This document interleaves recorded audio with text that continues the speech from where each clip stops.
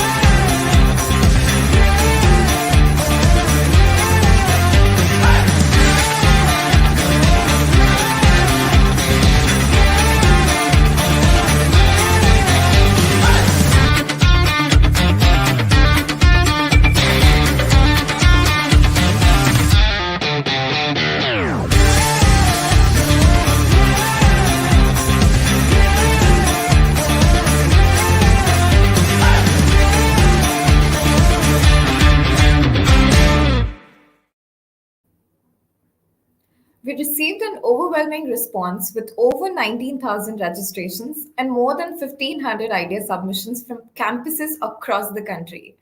With this, I would now like to show you the top 26 teams who made it to the regional semi finale. Can we have the video, please?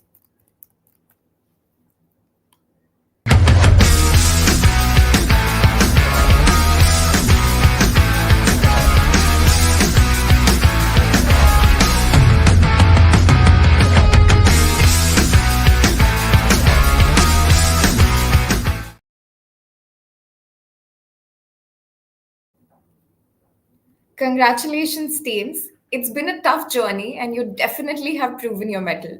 Determination, grit, and an unwavering faith in your ideas has brought you to this stage of this tremendous journey.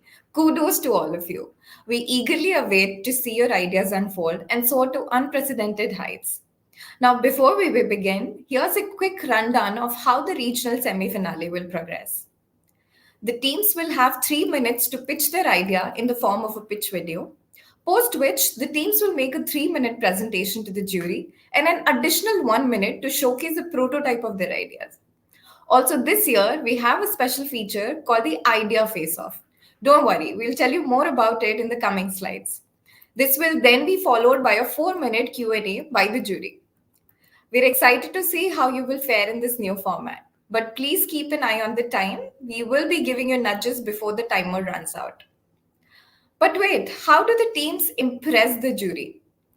The answer has always been really straightforward. Your idea must be futuristic, should solve a real world problem, challenge conventional wisdom, be practical and scalable, and have a strong business case. We sincerely hope our idea workshop powered by GeoGenNext help the teams here take their ideas to the next stage. Coming back to the idea face off. In order to add a little twist to the competition, we have added a new feature this year called the idea face off. Here, each of the teams gets an opportunity to question their respective opposition team. For this, you will be given an additional 1 minute after the opposition team's presentation. Keep in mind that our gurus here will award you bonus points on not just how you're answering those questions, but also on how you're asking the right questions. Now, it's time to tell you about the exciting rewards for regional semi finale winners. Firstly, the winners of today will advance to the grand finale of the ultimate pitch that is to be held at the Reliance Corporate Park in Navi Mumbai. The national finalists will get an opportunity to be mentored by the CEOs, CXOs at Reliance. They'll also get a pre placement interview opportunity with Reliance. Further, for the grand finale, the ultimate winner of the grand finale will walk away with an astonishing cash prize of 6 lakh rupees. The ultimate runners up will be awarded a cash prize of 3 lakh rupees, and the Popular Choice Award will be awarded a cash prize of 1 lakh rupees. Now, with all set in place, let's begin the regional semi finale by introducing the jury for today. We have some eminent gurus with us who are the pioneers in the areas of finance, marketing, and operations. They will be assessing your ideas in this round.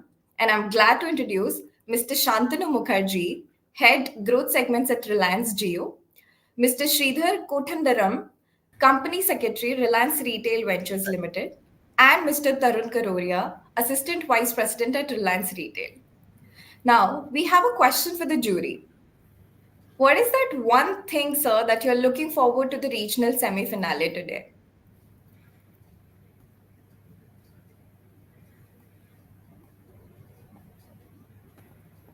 I'll go first. What I would be looking at is essentially, I'm really excited, to be honest, to be part of this. And very, very quickly, innovation, differentiation. What is the impact that is there on the target group that the product is looking at? What is the potential for growth and scalability? Very clearly, what is the implementation and execution plan? Because ideas are just as good as the implementation.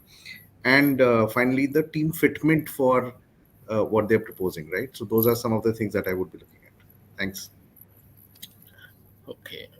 I'm looking for something simple, but at the same time mind-blowing. So that's what I'm waiting for. Just adding on to Sridhar sir and Shantanu sir, I think the ideas have got the teams to this regional round. We have introduced prototype. That is something which I would look forward to. And how that prototype would translate into execution. What is the team thinking about that? So along with whatever Shantanu sir and Sridhar sir mentioned, these are the two areas which I will be looking to go deep into. Fabulous. Thank you so much, jury members. I hope the teams took note of the hack you have just shared and make the best use of this opportunity.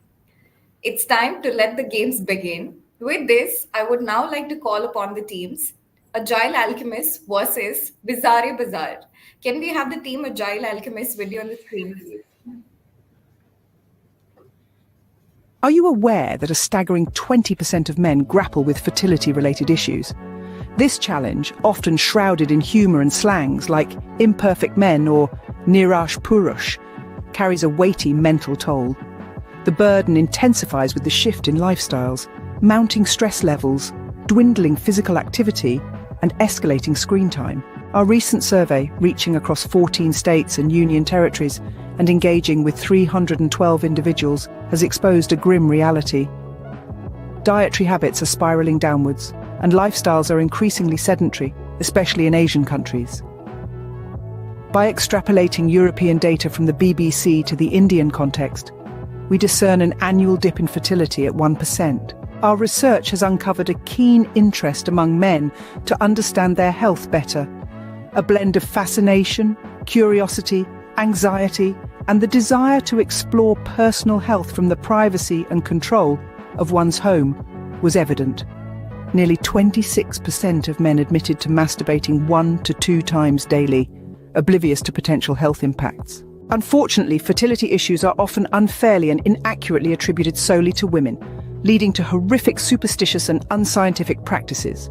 Our product, Alpha Sure, is primed to address this issue and bridge the information gap. It's a user-friendly, home-based, AI-powered semen analysis kit that guarantees privacy. Coupled with our mobile application platform, it utilizes semiotics and analytics to deliver the insights users seek. The platform can also generate educational content, collaborate with influencers, sync with wearables, partner with sexual wellness firms, IVF centers, and more, building a broader sexual wellness ecosystem. Alpha Sure empowers men, challenging societal norms and promoting the perception of fertility as a shared responsibility. We extend an invitation to you all to join us on this transformative journey of assuring health, securing smiles.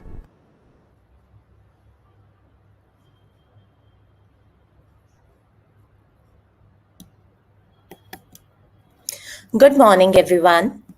To solve this pressing issue, we present Elfishore. It is a home-based semen analysis kit that allows the customer to know about their health in fairly simple steps. It generates a comprehensive report for the user in the mobile application. Now, next question that comes to our mind is for a test that will be done annually once or twice. So, how is the app relevant? It maintains its relevancy by allowing users to integrate the lifestyle data and predict possible impact on their health. Also, it enables users to consult doctors if needed. We also aim to provide educational and wellness content like articles, podcasts, etc. for premium users, which is based on traditional scriptures like Taoism and other best practices. Building on, we aim to create an ecosystem of sexual wellness through our platform. As our lifestyle impacts our sexual health, so there exist synergies with wearables, which is growing at 53% annually, lifestyle products, and even sexual wellness products, which are growing at 24% annually. We can integrate them to build a specialized platform based business model. For this, we can charge according to the pay per click model for the ad revenue and also charge commission for the platform based sales and also the membership fees as discussed. As for our market entry plan, we'll be first focusing on the early adopters who are tech friendly, educated, health conscious individuals. Gradually, we'll aim to other possible target segments. During the funneling process, we aim to leverage doctors, medical practitioners, and social media influencers in the urban areas. In the rural areas, particularly, we will aim to target the ASHA workers who yield considerable influence. And as far as the B2B sales is concerned, we'll be focusing on our kit and software that integrates the test results to develop holistic insights for the firms that we provide them. Moving over to financials. Coming to the financials, we are operating in a TAM of approximately 21,000 crores. Here is a small illustration of unit economics. For now, we have excluded labor and other overhead expenses. Based on industry averages, we have calculated a split of projected revenue from multiple streams. In 4 phases spread across 4 years, we expect a break-even point of approximately 92 lakh units. The overall projected PAT is around 1,000 crores across 4 years. So, dear jury, our business proposal aims to solve real-world customer needs, challenge social orthodoxy, and create awareness. To do so, we leverage technology to generate relevant insights, create an ecosystem of sexual wellness that benefits all stakeholders, and generate sustainable revenue from multiple streams. And at this juncture, we invite you to be a part of our journey of assuring health and securing smiles. Thank you.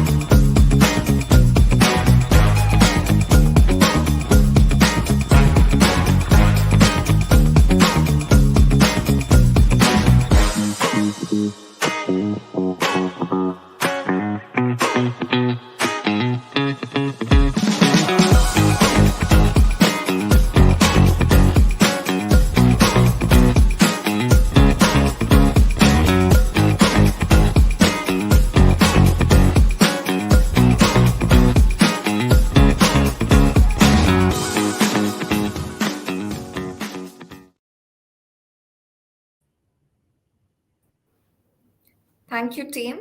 Now, for the idea face off round, let's have the team Bizarre Bizarre for their questions. Hi, am I audible? Yes, was. Um, Thank you for the presentation. It was a great presentation. So, my question is, so the question of fertility test arises only when a couple faces issues while conceiving. Considering this, why would a person invest 1800 to endorse what he already knows, especially when a comprehensive semen analysis at a doctor's office is more conclusive and cost effective, typically costing around 500 to 800 rupees. Additionally, are the technology used in a product patented? If yes, how has the claimed product superiority been tested? Thank you so much for the question. First of all, the tests that you are talking about in the range of 500 to 800 are not as comprehensive that we are trying to leverage with, let's say, your lifestyle data, let's say your daily activities and the food intake. So I would say the comprehensiveness is more with us. Second, obviously, as you mentioned, that people only go to doctors when they are facing issues, but that is one part. There is, I would say, there is a definite anxiety as per our surveys, at say spanning across 13 states and 312 respondents, that they want to know more. Whereas, let's say for female health, there are more products available, but for male health, there is not much awareness that is there. So with our platform, see, there's going to be that curiosity that we are going to meet through this. Also, as you mentioned about the patented technology, no, we are working on the algorithm for now that we are trying to apply for patent. But as of now, the technology overall is not patented. But the video algorithm that we are developing will be going for that patent soon. I mean, not soon, I mean, in a while. I hope that answers.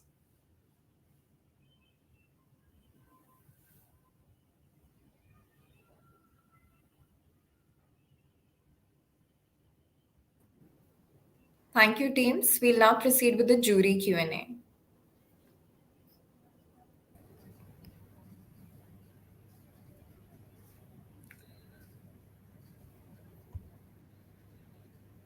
Okay, I'll go in first. First of all, guys, great presentation. Very impressed that you guys are thinking in a very different dimension, a very different problem statement. Couple of questions. First, I was not clear if we are talking about an existing technology, or are we talking about a new technology that you guys are creating? That is number one. Number two, I know that similar products, testing kits are available in the market, but they are analog in nature. You guys are doing something digital. I just want to understand uh, whether it's the same enhancement of the analog kit, or is it a new technology you were mentioning about video, etc. You also mentioned about using algorithm. Now, from what I understand, in such cases, is that it's a very medical thing where data as such is not what is used for deduction. It is mainly positive, negative signals based on the molecular analysis. Right. So I want to understand what is the algorithm that you're talking about. So these are three questions. If you can quickly answer before other jury members also get in. So, sure, sir. Thank you so much. So, sir, as far as the technology is concerned, as you rightly pointed out, there exist analog products for it, but they do not reflect how, let's say, they usually test semen concentration, but they usually don't mention how much above that certain level or below that WHO standard, that is around 10 to 15 ml, sorry, per this thing, that is the bar, but they do not specifically mention or indicate where they are. Whereas this data is particularly crucial when people are going for let's say for different hair, I mean, let's say for the fertility related steps like IVF and other things. And also this is a quite a good indicator for prostate cancers, with the study for which are still on. That is why we have not specifically mentioned it over here. So as far as technology is concerned, you are absolutely right. It is going to be a more enhanced and more insightful version based on over the analog product. So as of technology, probably it's not new. It is just being digitized and generating more and precise insights, which can be clearer to user. Okay. Uh, and as for the second part, I think, sir, as far as the video algorithm is concerned, uh, uh, the way we are going to process the I mean, let's say the semen, and how are we going to read the morphology and motility, that is going to be the key challenge. As of now, yes, only for the video analysis part we are working, which probably we may apply for the patent. But as of now, the technology overall is not new. Only the novel part is going to be the AI-based video algorithm. The third part that you mentioned about the data collection, this is absolutely a challenge. And that is why in our key partners, we have mentioned IVF clinics, because it is going to be a win-win deal for them and us as well. Because data in this case is going to be very critical to train our models. And it is scarce because it's a private data. So I hope this answers the three part. Yeah, This we are obviously. running out of time. I have a few more questions, but I'll let Shantanu sir and Sridhar sir also ask the questions. I have only two questions, Sure. fairly simple. One is the accuracy of the data of the result that you are proposing, how accurate it is, whether it will be right accepted by doctors or technicians or experts in the field. Second relates to the privacy of the data that you collect. What is the system in place to keep it private? So as far as the data privacy is concerned, it will be on the local storage of the on the mobile app of the user, or wherever the local storage that they want to access. We'll be accessing every time we are going to do that. So we'll be leveraging from their own location. So that privacy and control will always be there. Also, as to whom with whom they share, will the controls will be there on the app with the users. As far as the accuracy is concerned, sir, standard tests that are, as Tarun sir had mentioned about the other products, standard accuracy is around 97% or more than that. Okay. Very quickly, time is almost up. Very quickly, how do we know it works? I mean, what is the expert input into this, so to speak, right? And I mean, you've of course you're speaking about your algorithm, and that's the key differentiator. So how do we know it actually works? Sir, as far as Because the the prototype that you also showcased, in a manner of speaking, is also just a video, right? So I'm just saying that, how does it work? The other very quick point is that you've mentioned the steps, right, in terms of how it will, how what the user needs to do to sort of go through the process in terms of getting a result, right? And how will you account for whether the user is doing it properly or not? Because I'm assuming the result will also be the outcome will also be dependent upon whether the steps are followed accurately. So two questions. Yeah, thanks. So thank you, sir. So for I'll take the latter one first. That is with respect to some, let's say, how the user is going to process the test. One is, let's say the steps are fairly simple. There's going to be, but even let's say if a user does not, I mean, let's say there are some faulty cases, and if there's some false result that is flagged, there are going to be checks. Let's say if there's a false negative, so the user can always reach out and take an opinion, which we can always provide it at, let's say, first opinion with first test or something like that. So that is one thing for the false negatives. However, the steps and the product that is going designed, the product design that we are working on is going to be fairly simple, that even if there's going to be some errors, let's say in placement of slides or anything, it will be accounted. The challenge that we are facing as of now is data training, and Astha and our team is ex-IBMer, and she's absolutely working on it uh, Adding on to this, make that. the way you ask how this is going to work, so the data which will be collected will then be cleansed, and there are different semen categories, like the male is not having semen, the male is having some less semen, like they are named biologically as oligospermia. Zoospermia is the case of having very high semen, which is also not good. So based on this category, the analog system just shows that whether a male is having the semen above the range of 50 milliliter, but here we are classifying the entire range, and then based on the lifestyle, how that can be further improved, that is there. So overall it will give, not just give the result which is there and generate the report, it will also do by which measures you can ultimately improve your semen count and move towards the path of pregnancy. Okay, I'll thanks. just take a second, guys. This is a very subject matter expert product. Like, how are you bringing that to the table? Is one of you a subject matter expert in this domain, or do you have a consultant who is overseeing? So I just want to understand that before you conclude. Sir, we Yeah, sorry. I'll just take that. Sir, yes, I'm sorry. I think I missed up addressing this part.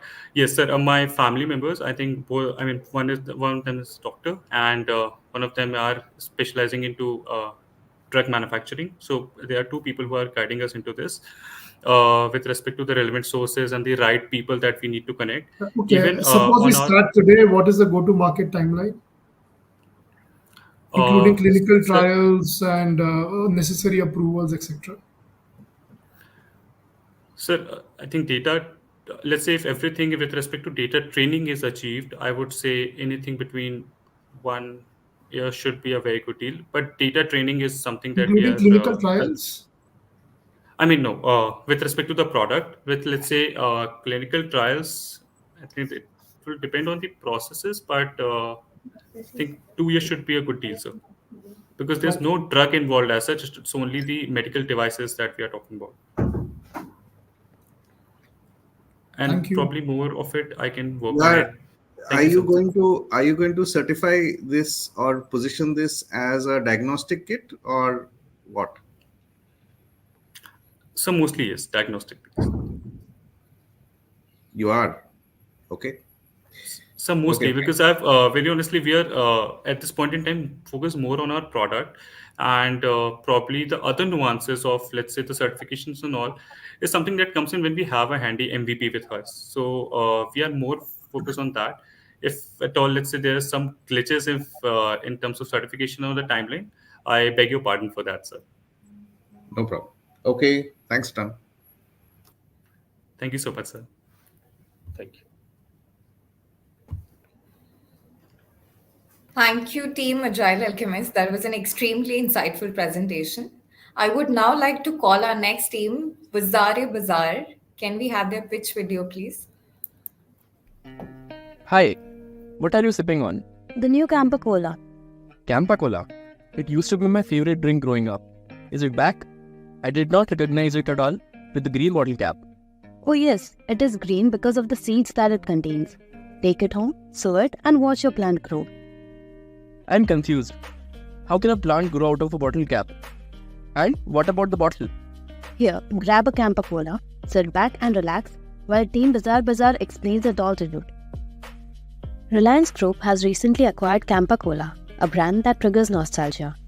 But is nostalgia enough to sustain their business against their bigger counterparts Pepsi and Coke? Differentiation is the need of the hour. We came up with a differentiating solution that will not only catch the customer's eye, but will also be a step towards a sustainable future. The Green Cap initiative aims to raise awareness and excitement without changing the consumer experience at all. The initiative aims to use PHA, a highly biodegradable material, in the manufacturing of Campa Cola bottle caps. The choice of material has been made after a meticulous study of alternative materials.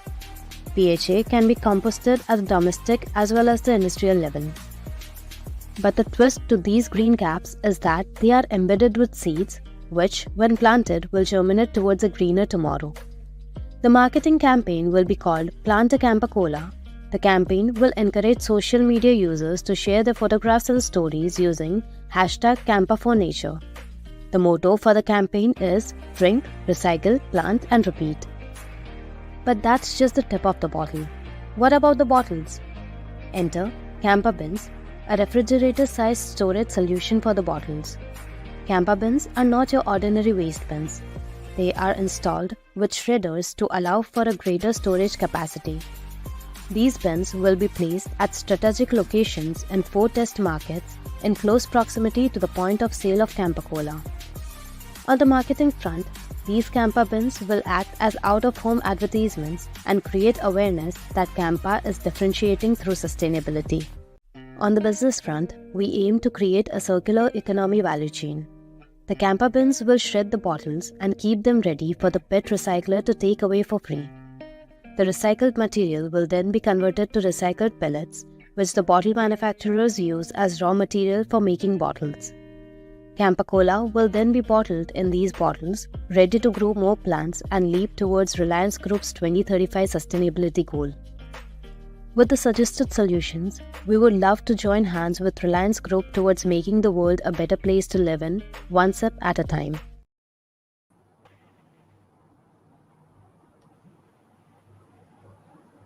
Good morning, everyone. So 90%, that sounds like a good number, doesn't it? But it depends on the context. 90% PET bottles are recycled in India. Now that's an example of a good number. 90% of these bottle caps, they are leaked in the environment as micropollutants. That's an unappealing number. We bring to you a solution for these 90% bottle caps. Reliance's acquisition of Campa Cola provides us with a perfect opportunity to kill 2 birds with 1 stone. Our idea presents a chance to Reliance to make Campa Cola a brand synonymous with sustainability. This starts with our Green Cap initiative, where we propose that the bottle caps of Campa Cola be made with polyhydroxyalkanoate, better known as PHA. It is a highly biodegradable material that decomposes easily in the industrial as well as the domestic setting. Industrial degradation takes about 20 to 45 days, whereas degrading at the domestic level, it takes about 90 to 100 days. But how will this capture the customer's attention? Firstly, all the caps will be colored green, which will attract the customer's eyes. Further, these green caps are to be embedded with seeds, which when sown, the PHA will degrade and the seeds will sprout into a small plant. Our idea is not only limited to the bottle caps. For the PET bottles, we propose a circular economy value chain, introducing Campa bins, which are not only ordinary waste bins, they are fitted with shredders to optimize storage. On the marketing front, these Campa bins will act as an outdoor advertisement, and on the business front, PET bottle collectors will take it away for free and can use the shredded material further. The material will be converted into pellets, which in turn will be given to bottle manufacturers. The recycled PET bottles will be filled once more with Campa Cola drinks and reintroduced in the consumer market. These bins will be placed in 4 test markets, as you can see in the figure, and based on high consumption of bottled beverages, easy retrieval of waste, and these places should be under public surveillance. The places could be malls, shopping complexes, educational institutes, and with Campa becoming the sponsor of Indian cricket team now, we can also take cricket stadium as a viable option. Okay, so in the long run, we propose to take this idea to market in 4 phases. So in initial phase, we'll introduce the Green Cap initiative and Campa bins to carefully selected test markets. These innovations are designed to kickstart journey towards a more sustainable future. Moving to the second phase, our vision is to extend beyond boundaries. So we plan to expand initiative to tier 2 and tier 3 cities and reaching the broader audience, making more significant impact. And in the third phase, we will use this pH material for not only caps but the whole beverage bottles. So with Reliance brands already housing popular beverages like Yeah, Bubble, and Campa already, so our goal is to incorporate PHA across all these products. So this ambitious plan set to unfold over next 2 to 3 years. And in the final phase, we aim to implement this biodegradable concept not in beverages product but all other package items under the Reliance brand umbrella. So our commitment to sustainability goes beyond beverages, making lasting impact on environment. And for the prototype, these are the plans. I know there is some problem with the presentation because the images are appearing to be smaller. But in the first image at the top left, you can see the plan of the Campa bin. That is, the body volume is given in the right table, which comes out at about 1100 liters, of which the collector volume is 442 liters, in which we can store about 800 and about 379 kgs of waste material or the scraps, uh, and the number of bottles which come out to be is 9490. But in actual calculation that we did, it came out to be 100 kgs in terms of weight, and in number of bottles it is 3000.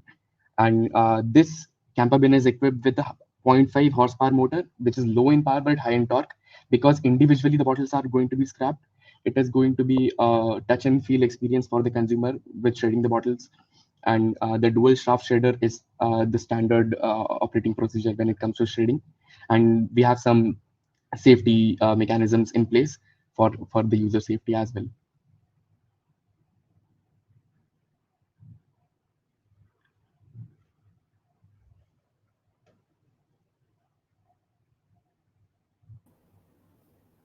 Thank you, team. For the idea face of round, we would now want to request Team Agile Alchemist for their questions.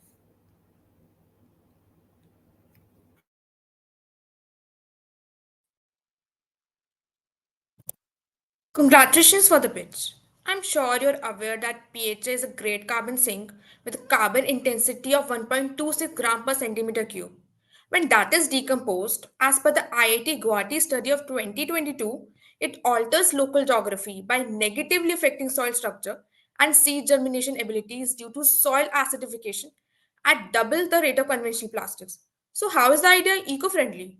Moreover, this may shift consumer behavior to throw bottles and caps anywhere they desire, reversing the gains made through Swachh Bharat Abhiyan. So, how do you plan to tackle these issues?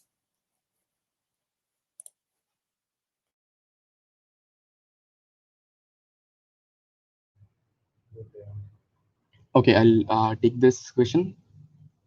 Okay, so you pointed out the IIT Guwahati study, and we also looked at the study when we were making the presentation pitch, or even before that when we were devising the idea.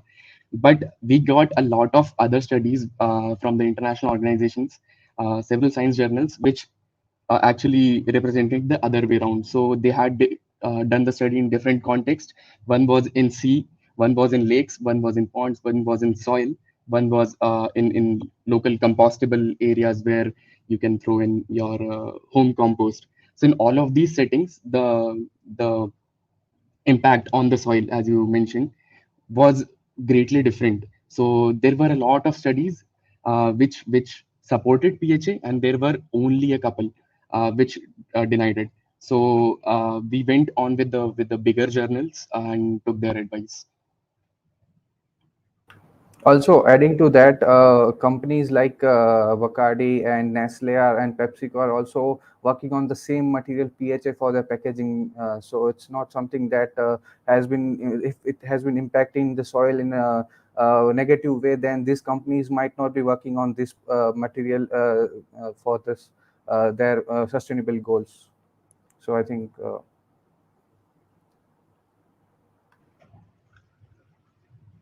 Okay.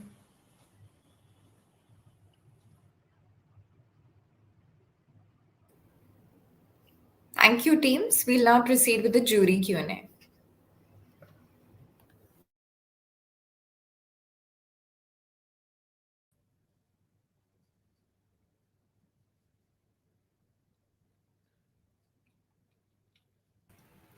Sorry, I'll just quickly go first. How do you propose to? I mean, you've put together the solution, you've put together a year-wise in terms of how you're moving ahead, and we'll take your word in terms of the references that you've given from a scientific study perspective. This asks for a significant change in consumer behavior, correct? If that doesn't happen, then it'll pretty much continue to happen the way it is happening today, right? So how do you propose to change consumer behavior in India?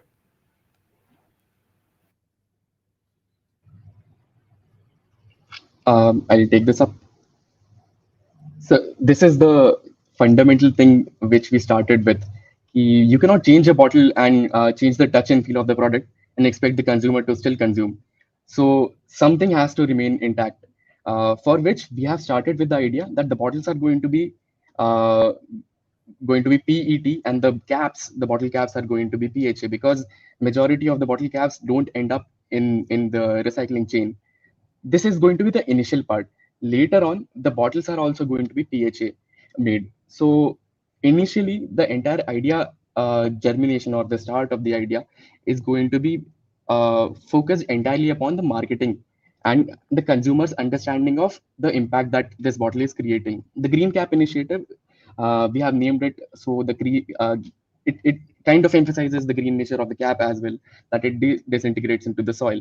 And slowly we are going to focus it in the metro cities, where there are more number of people concerned about the environment, or at least on the face value they are concerned about the environment. And later on we'll introduce into the tier 1 and the tier 2 cities. So it is going to be gradual change from the touch and feel of the product. Initially it is going to be exactly the same, and PHA in terms of material is very very similar to PET in nature, in terms of the looks of it. So it is not going to be a drastic change from day zero.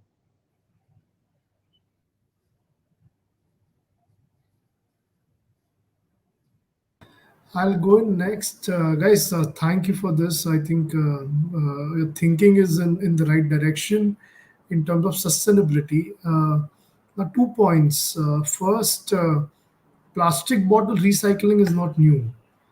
In fact, just this week, we, in partnership with Coke, we launched a few PET recycling stations in our smart bazaars.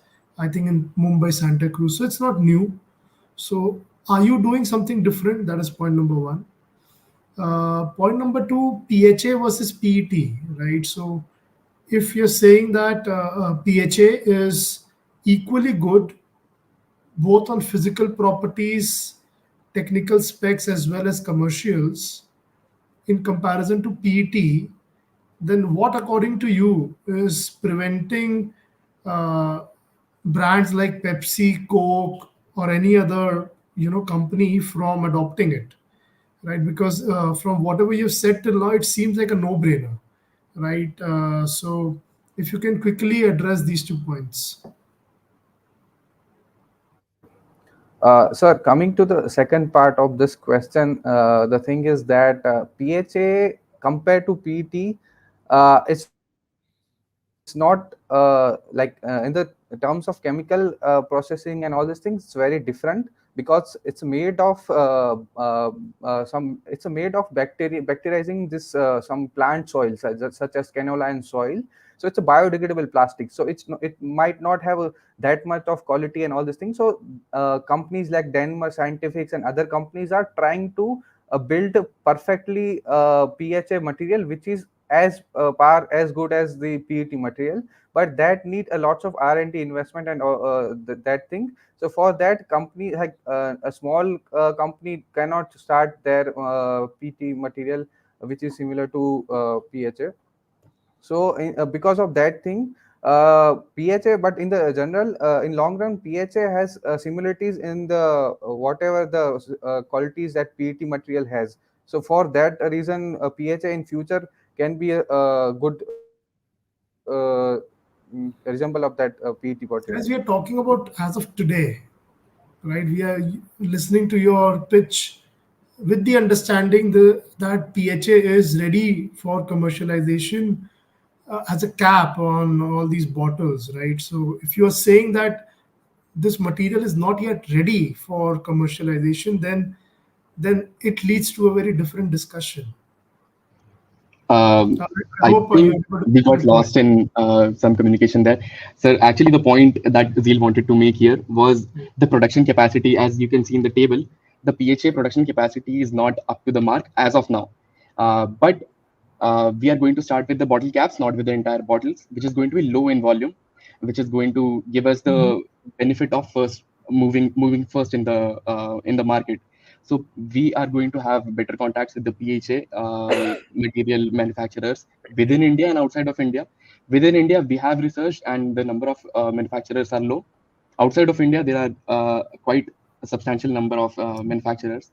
So it is going to be an economy of scale. Initially, only the caps are going to be low in volume, which is going to be sustainable with the current production levels that we have. And then moving on to the entire bottle, and then again into the entire packaging of the materials of FMCG, we are going to face no problems in capacity because of economies of scale and scope. No, you are not answering my question, but we are running out of time. So, Sridhar sir, over to you. I only one question on the business model and financials. What you have in mind?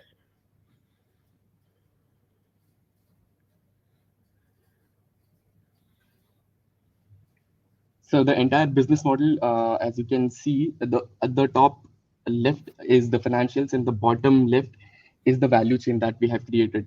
So there is this question of who is going to bear the cost.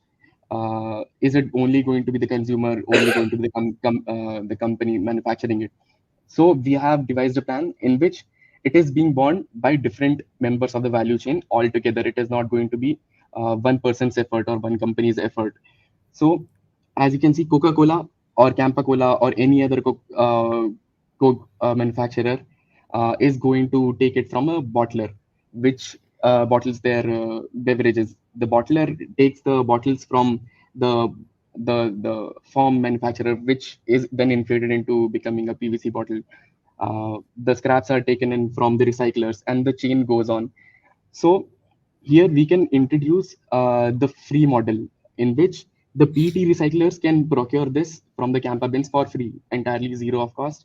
Their entire cost is going to be the procurement, which in turn is moved on to the bottle manufacturers, in turn to bottlers, then on to the consumers, and back to Campa Cola then. So it is borne by all of the parties involved and not just one person.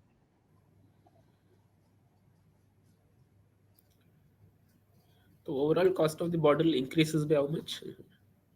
Sir, in the top left box, you can see the cost spread is given as 6% to 21% for 600 ml bottles and 4.59% to 16.45% for 200 ml bottles. That's pretty large. Yes, sir.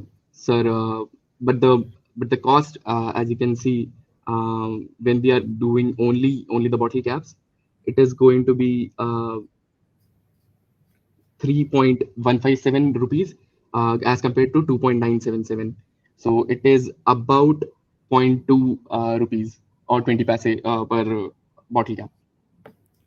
But this cost is this is actually the marketing cost that we are seeing, because the Green Cap initiative aims to garner attention of the consumers because of the good that it produces, and for 20 paisa for every cap, I think it is going to be a lesser amount when compared to bigger marketing campaigns that any company does.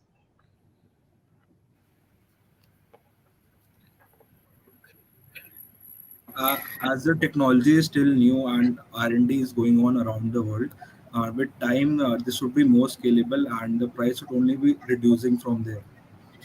We, So we are 20 we are paisa could we are very easily be 10, 12 paisa.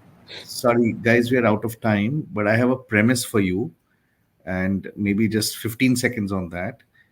Your entire thought of this being a sustainable initiative, right? And hence using that to change consumer behavior, getting consumers to actually spend more. 20 paisa in this segment is not small, especially when you're looking at the mass of consumers that are going to do it.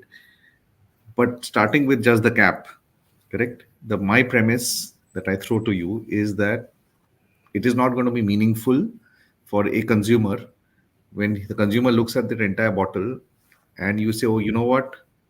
Only this particular cap is something which we are starting with. And I understand your point saying that, oh, that is something that we want to start with. But then it is just too little in that overall scheme of things of that entire that entire bottle, correct? Tarun already mentioned that we already have uh, the bottle crushing, recycling, etc., as something which is already happening, right? So therefore, it's nothing new. So my premise is that whatever you're trying to do with the cap is just too little to really impact any sort of behavior. 15 seconds as a response, please.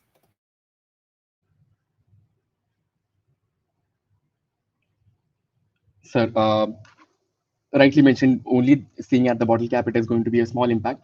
But the Campa bins that we have created are going to be in tandem with the sales points of Campa Cola. So the cap is going to be biodegradable wherever in the industrial setting or recycled in the domestic setting. But the bottle PVC can be shredded and brought back into the circulation. So it is a concerted effort between the cap and the bottle, which is going to be very close in proximity to the point of sale of Campa Cola itself. So it is going to be high in visibility to the consumer and kind of act like an IKEA effect that they can see it in front of their eyes that the bottles are getting shredded, can create a big impact when it comes to consumers' perception on sustainability of a brand. Okay, thanks. Thank you so much for having us. Thank you, guys.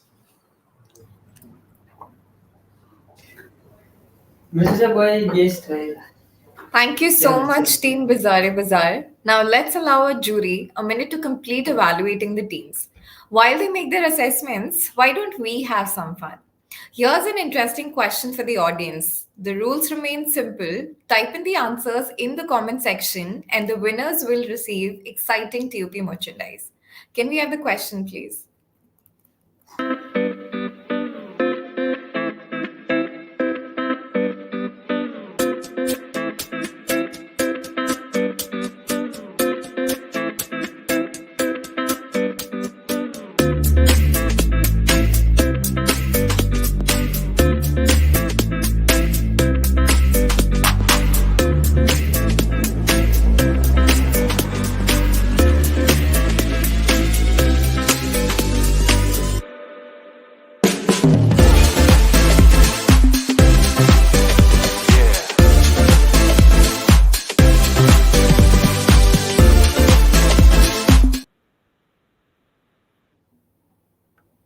And we have our winner here. Jane, you have guessed it right. Please reach out to us on our social media handles or write it to us at support@unstop.com. Moving on, we are now ready for our next team. I'd like to call upon teams Revengers versus Team C. Can we have the team Revengers pitch video first played on screen, please?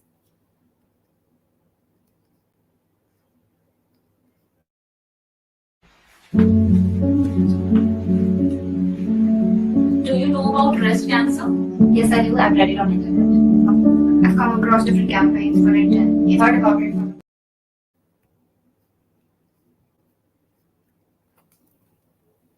Hi teams, we have Team 3 Musketeers versus Team 1 Force for this particular round. Can we have Team 3 Musketeers video on screen, please? Everyone, let's talk about something close to our hearts and our dinner tables, agriculture in India. Now think about those juicy tomatoes, the fresh leafy greens, and the aromatic herbs that add flavor to our meals. They're more than just ingredients, they're a part of our daily stories. Agriculture in India accounts for 17% of our GDP, yet it faces profound challenges. In India, 80% of farmland relies on traditional irrigation, worsening water scarcity. Soil degradation impacts 120 million hectares, reducing fertility. Outdated farming persists with only 40% access to modern technology.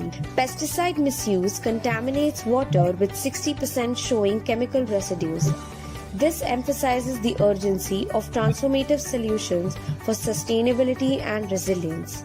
And hence, we bring our innovative and modern approach to agriculture, Aquafusion Agritech.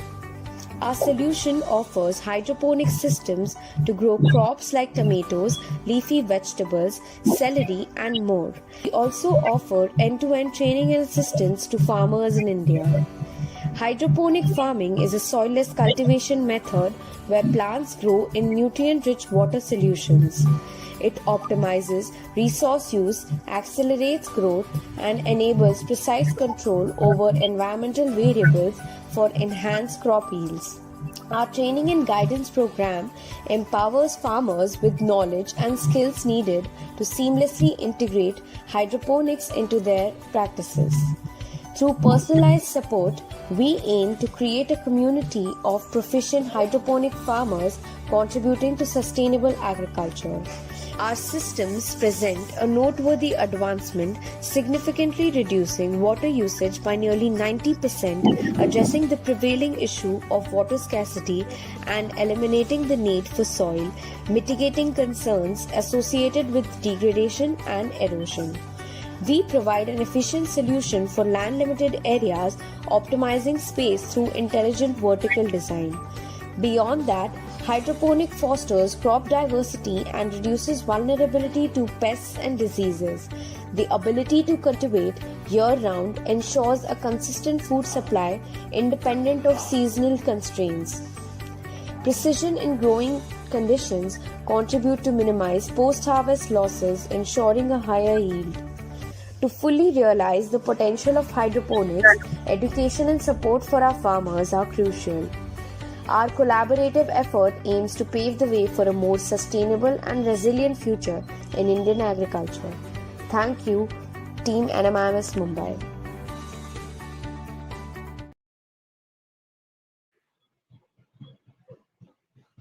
So by 2025, every Indian household is expected to spend 35% of its budget on food.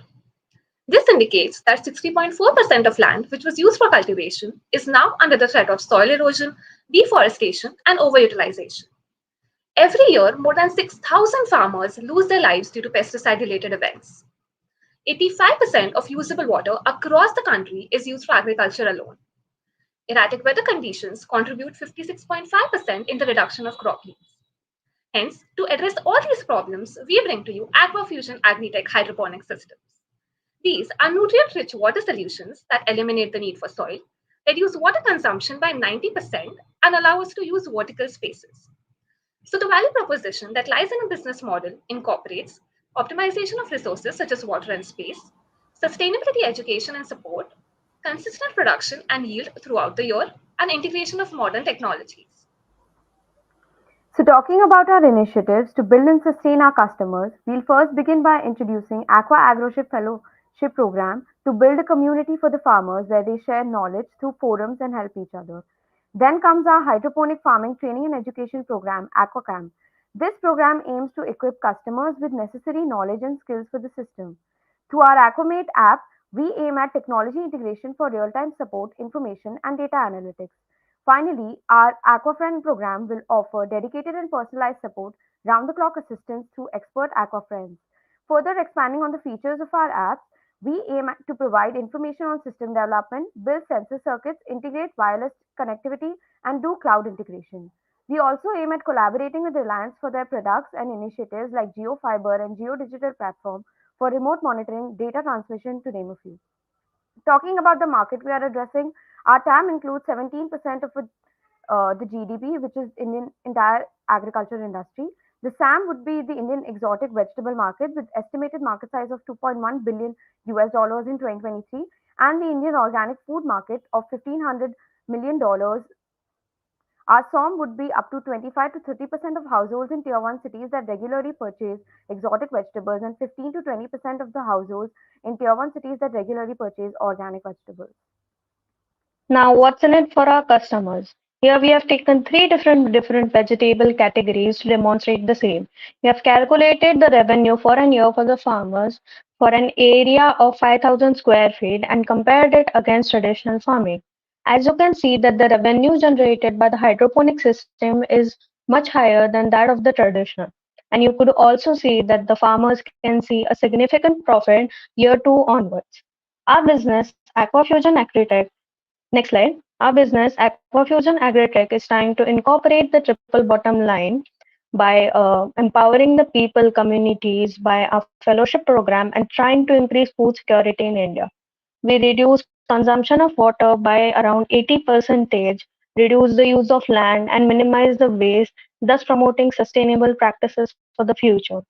As presented earlier, earlier the revenue generated by the system is much higher as compared to traditional farming, and we anticipate a good growth potential of the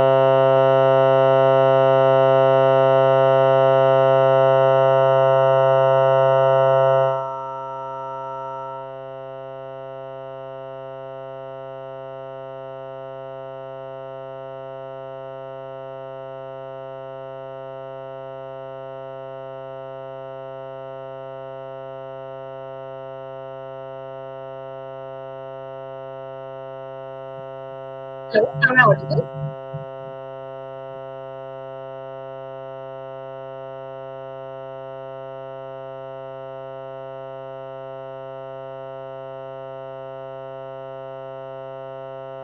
I think the disturbance of rituals that Samisha should continue.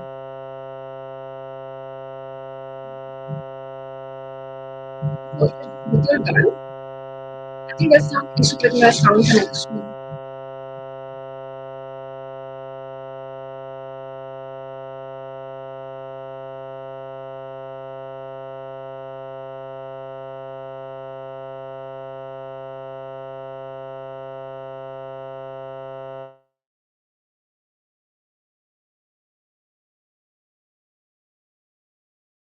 Samiksha, you can continue.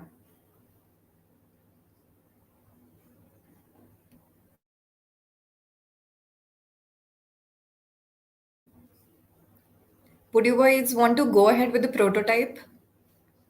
I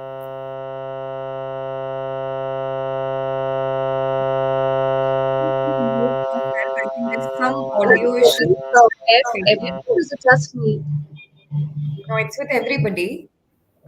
Okay. If you guys could just ping Ritul. There's some audio issue at Ritul's At end. her end, right? Yeah, yeah, yeah.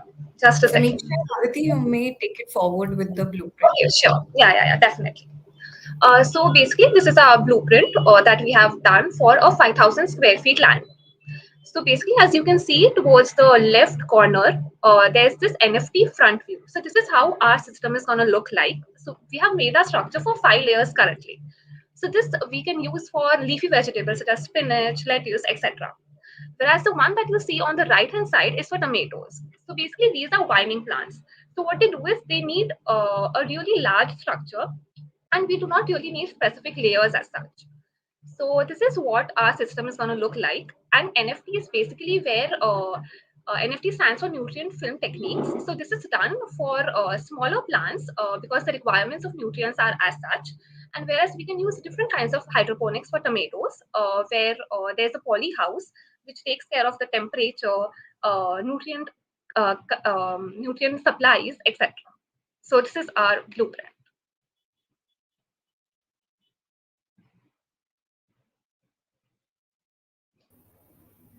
Great, thank you guys. Now we would request Team One Force for the idea face-off round.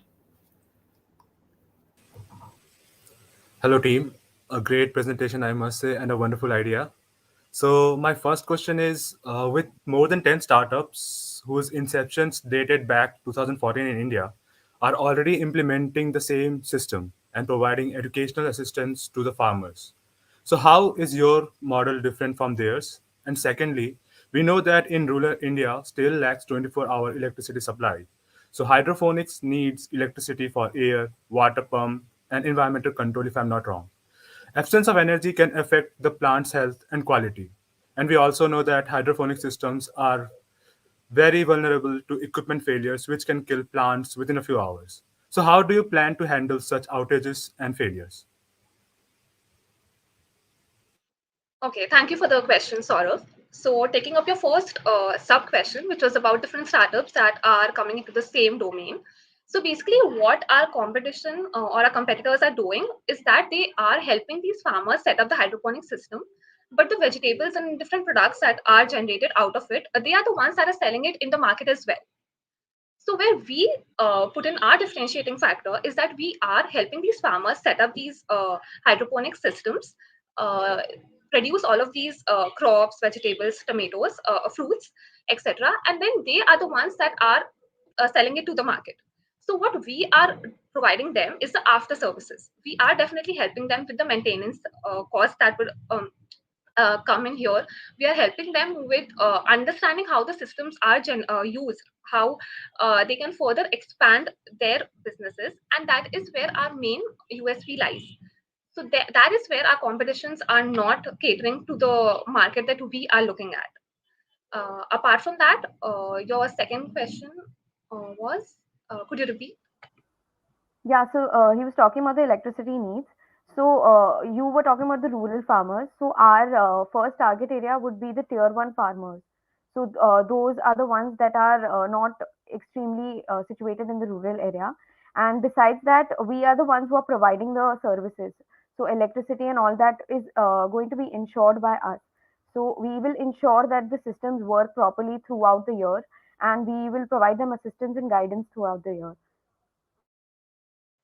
And also maintenance support, adding on to Aditya's point, there would be good maintenance support that would be provided from our side to overcome all the failures or any breakdown that you talked about. Does that answer your question? Yeah, I just wanted to know how the maintenance is going to work.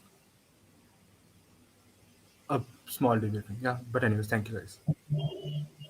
So the app that we have incorporated, there is where the farmers can directly pitch in their queries, and they will be in contact with us throughout the process. So this a long-term association. So definitely they will have contacts to us, and they can immediately post up their queries, and we will have people, the man force that will go and help them with the system if that is required. And then of course we plan to integrate remote monitoring so that our consultants on our part can directly have access to what is the issue, and they can come up with solutions even quicker. So that will save us a lot of time, and hence the reduction in the wastage of crops will be taken care of. Thank you. Welcome. Thank you so much, teams. We'll now begin with the jury Q&A.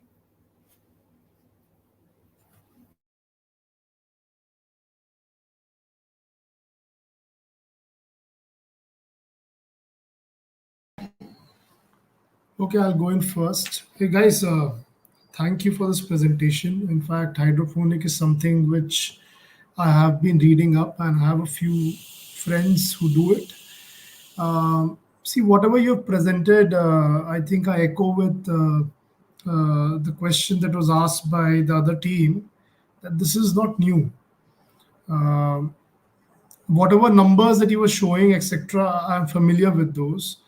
Now, my question to you is, what exactly new are you trying to solve here? But before you answer that, I want to understand what is the kind of primary research that you guys have done. When I say primary research, I'm talking about farmer or agriculture, people who are involved in agriculture, understanding from them on what are the possible impediments to adopting this technique. So once I get a sense of that, then you can answer the next question.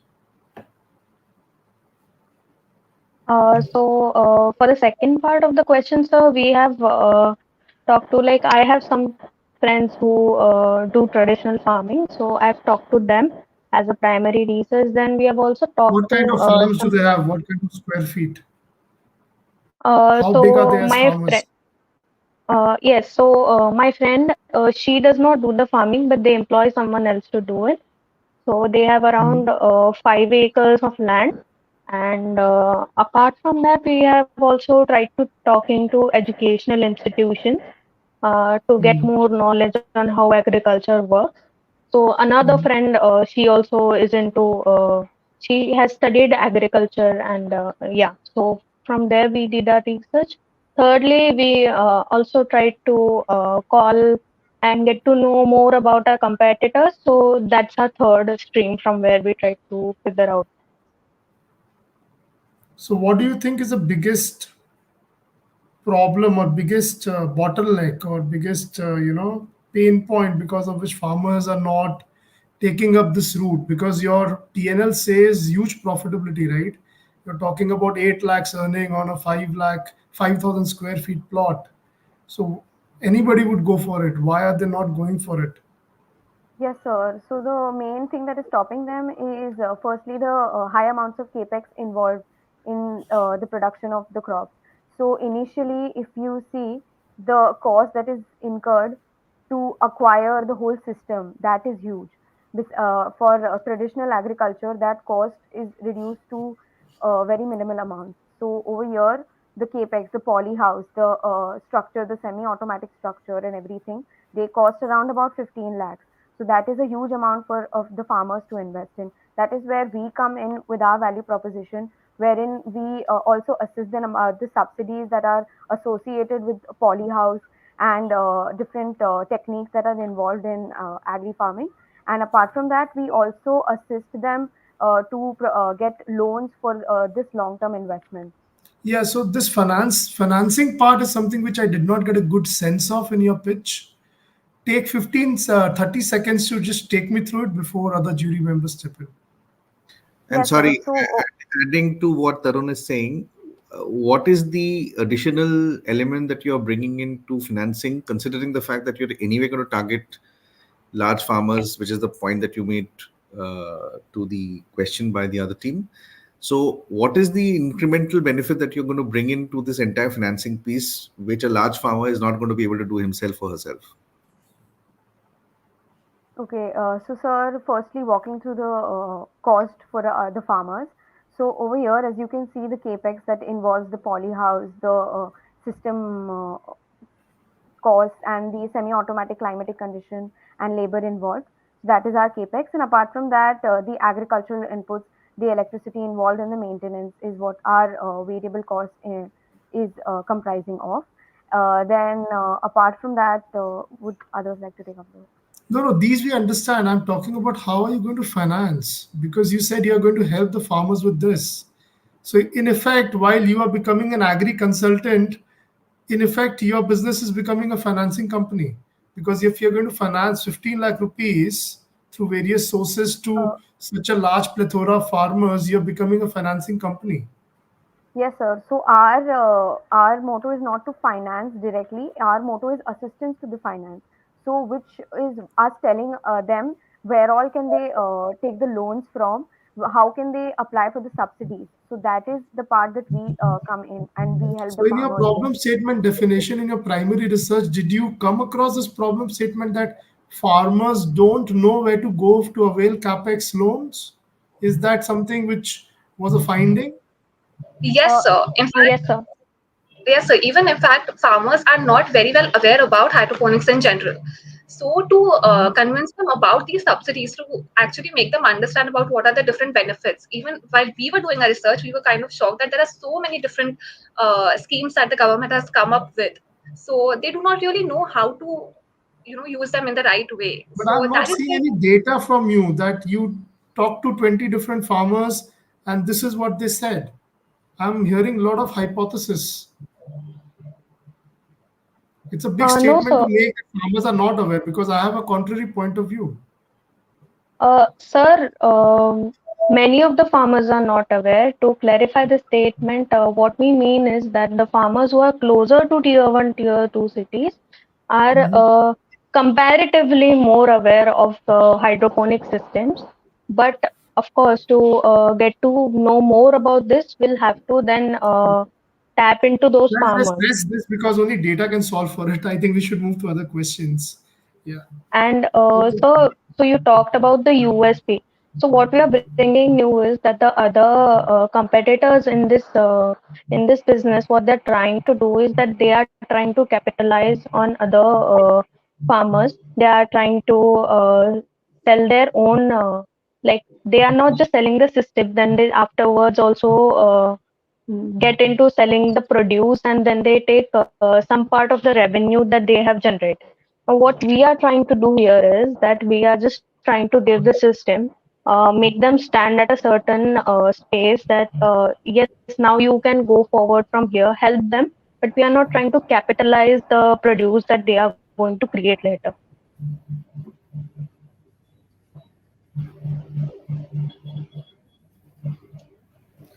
Sridharji, your question. Yeah. See, agriculture is a very sensitive subject in India, right? And farmers are mostly uneducated, whether you take close to urban area or away from urban area, right? And you were talking about apps and different technology. Anyway, technology already exists. You were talking about their adoption and all that. Is it really that scalable, do you think? Their acceptance to all this, especially when the cost is involved, they're not clear on the returns, right? So currently, like the system, hydroponic system are in India from the 90s, but now they have started to speed up. So we are expecting a 13.53% of CAGR each year on the adoption of these systems. So we have done research on that part. Yes, sir. And that is also where we aim to focus for the initial years. That is to actually spread awareness about this and about the entire system. So initially, yes, we are going to target tier one and two cities, but then gradually we will move to like across all the cities. So, just a rough timeline that we have is for the next 2 years is that first 2 quarters for the coming year, we would be involved into planning and research, where we would do market analysis, then product development, partnership building, and regulatory compliances.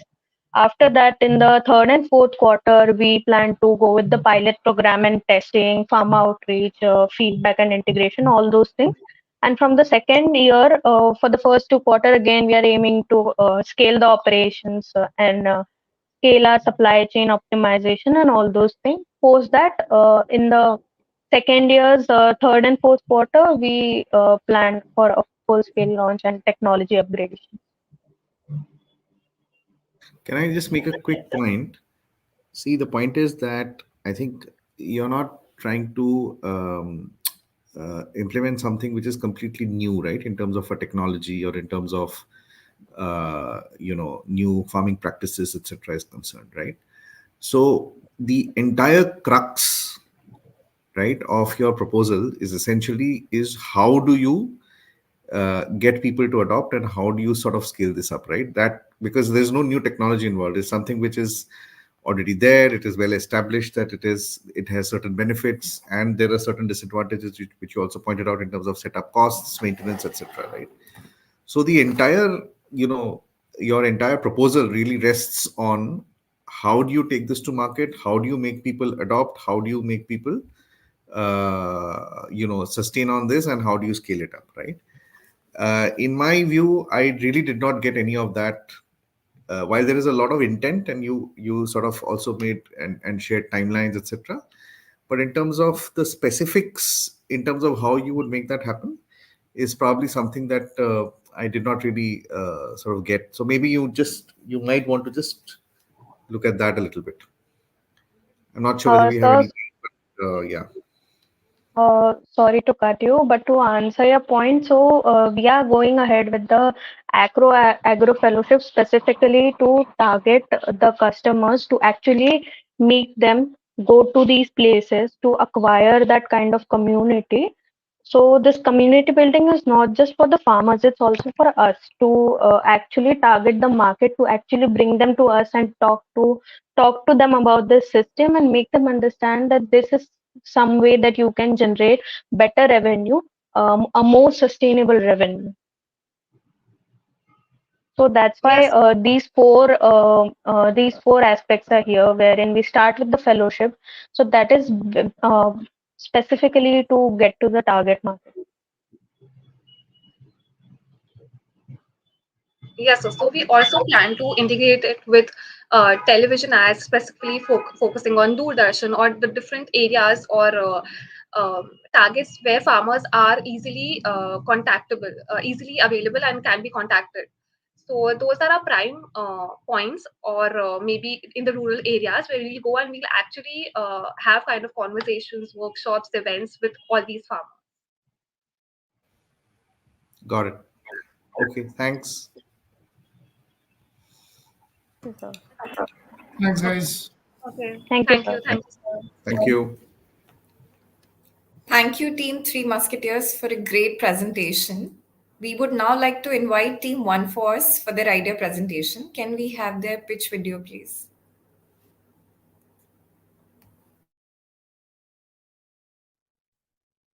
It all changed one night, filled with laughter, but also regrettable choices. A close friend of mine met with a serious bike accident. India witnessed a total number of more than 4.5 lakh road accidents, out of which 66% of road accidents involve two-wheelers, leading to approximately 3 lakh deaths. This translates to 9 deaths every hour. Usually young people are worst affected.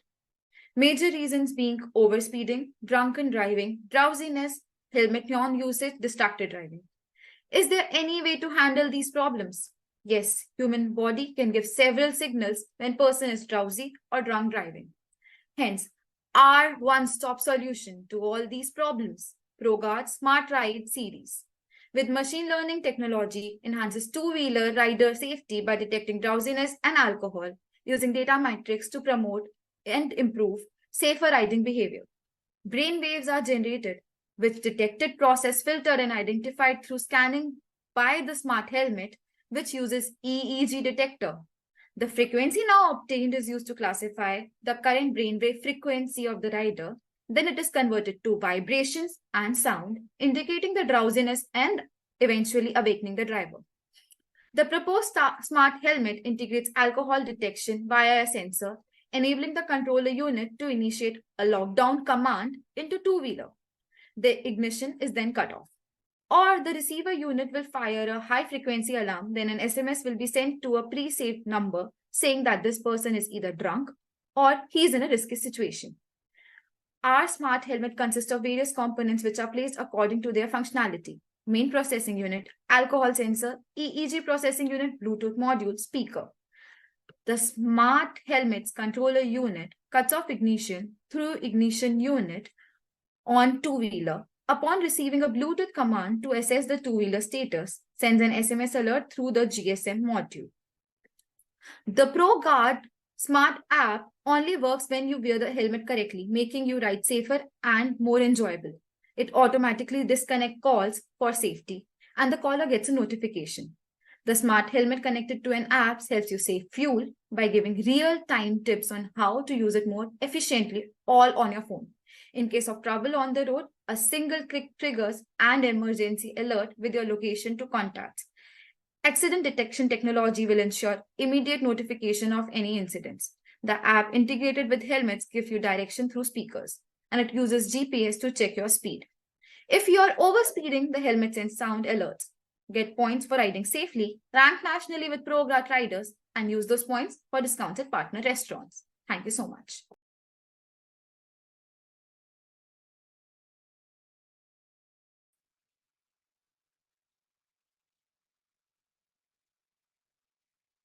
In the silent narratives of road tragedies, ProGuard Smart ecosystem emerges as a symbol of change. This smart helmet is a safety powerhouse, saving as the first line of defense. The competitive landscape is growing. Other players majorly focus on areas like communication, AR displays, or crash detection. Our USP lies in alcohol drowsiness detection with a well rounded feature set, not offered by our competitors. Harnessing the synergy of our stakeholders, we aim to seize the organized helmet wearing market, targeting B2B sector in the first year, penetrating the market with an estimate of 70,000 smart helmets. ProGuard is a tech solution and service provider collaborating with contract manufacturers. We specialize in IoT designs and software integration for helmets and leveraging our warehousing and logistics services, delivering end products seamlessly. Our primary target, B2B focus, includes delivery, quick com services, and vehicle aggregators. Our ecosystem offers consumers such as Rapido various benefits like rider tracking, safer rides, group insurance at lower premiums, and tax advantages, ultimately reducing the overall ownership cost. Post market and product understanding, we'll target B2G, aligning with the government's police modernization schemes.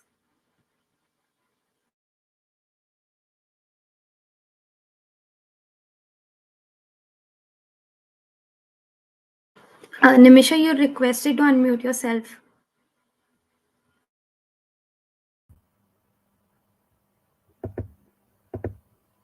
Our business model will be implemented in a phased manner, focusing firstly on primary targets, initiating with a 25% discount that gradually diminishes.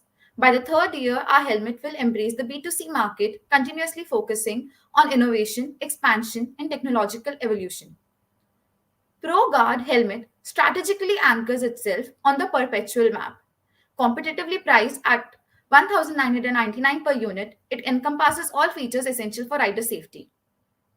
The unit cost for helmets is around rupees 2610, which progressively drops as production scales up with increasing sales volume. Business requires an initial investment of approximately rupees 1.6 crores. The business generates income through three channels. Revenue is expected to grow at a CAGR of around 38%. Company predicts reaching break-even after second year and turning profitable by the end of third year. Reliance benefits by venturing into two-wheeler segment, leveraging their robust 5G LTE network for location tracking, telematics, and safety. Geo's cloud analysis helps with tailored products, and our collaboration strengthens Geo's position, facilitating insurance sales through Geo Financial Services with personalized coverage. Before handing over to jury, we would like to request Unstop to play our prototype video for further demonstration.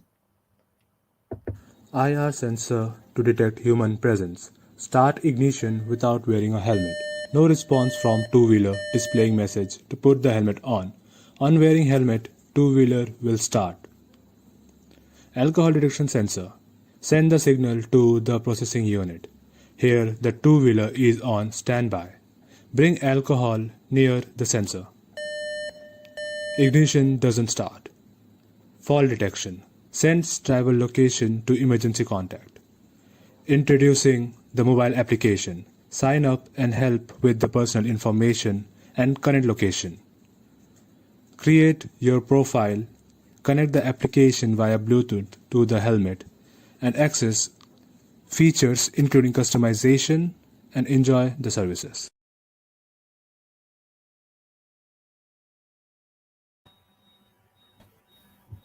Thank you, team. For the idea face off round, we would now like to invite Team 3 Musketeers. Hello, team. Good presentation, great idea. So, a quick two-part question. How do you plan to sell this product to customers in India where safety habits like wearing helmets are minimal? And considering the multiple sensors that you're going to add, what's the maintenance cost? Uh, is there a customer service approach and strategy for breaking even with added expense? The second part is that additionally, is it not dangerous to cut off the ignition while driving? So imagine you're on a six-lane road where other vehicles are cruising at 60 plus speed. So how do you plan to address this potential safety concern on the highways? If I take up your first part, if I'm correct, you asked about, can you just repeat the very first part, the very first line? So how do you plan to sell the products to Indian consumers who do not have the safety habit of wearing helmets? So, And if you see our, yes, thank you so much for your question. If you see our pitch presentation, our target market, the total addressable market that we are taking the people who are wearing helmet, who have this habit of wearing helmet, and from that also we are targeting the organized sector, further targeting the B2B market. So our first target segment right now is not people who do not wear very much helmet. Obviously, they do need to follow regulations, but as of now, our target would be firstly those which was obviously mentioned in our presentation as well, who are wearing helmet, and all our financials and everything has been calculated as per that. Can move on to your second part of the question? What was that, please? Can you repeat? So it was that suppose like you're cruising on a six-lane highway, it's the vehicles around you are going 60 plus speed at least, and what if the ignition cuts off in the middle? So how do you plan to address the safety issue? Okay, so I'll take up that question. So for that, as we have proposed, ignition will not be cut off in during the ride. We are detecting the helmet wearing and the alcohol sensing at the beginning of the ride and not during the ride. And yeah, so I hope that answers your question. Okay, and from the first part, how do you plan to address the maintenance cost because you have a lot of system into the helmet? So, what's the plan for that? So, maintenance services will be inbuilt in our application, and they can use the maintenance services in our application itself. And we'll be collaborating with a few service providers in the tier one cities, firstly, who will help us with the maintenance and everything. Uh, so, is there a break even calculated for that? Like considering the maintenance that has to go in, the cost of the helmet, and all those? Yes, everything has been taken into financials, even the maintenance costs and services. Okay.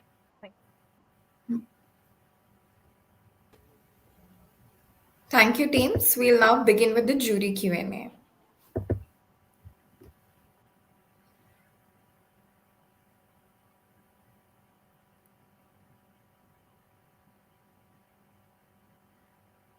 Sridharji, you go in first because Shantanuji and I, we have already gone through this pitch once. We'll go in after you.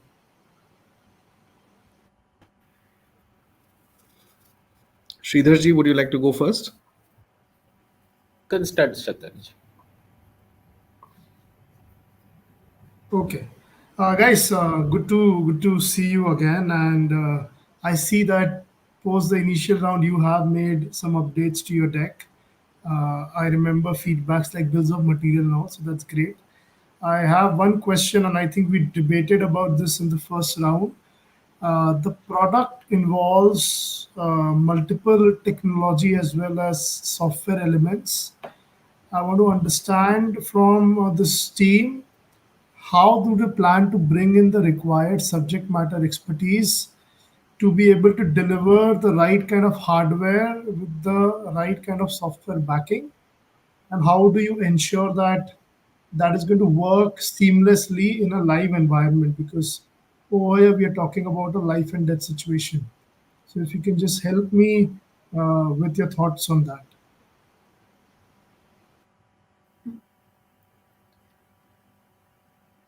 So, sir, coming to your question, thank you so much for your question, firstly.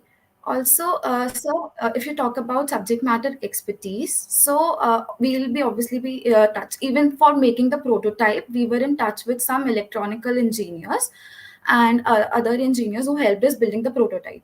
So, if we see our financials, also we have taken up, we have projected a team of at least 10 members, which will have people who will be helping us develop the application, who will help us make the designs for IoT devices, and who will also help us implement it. So obviously we will be the brain behind it, but we'll have people. So around 10 people will be there in our team to help us with that.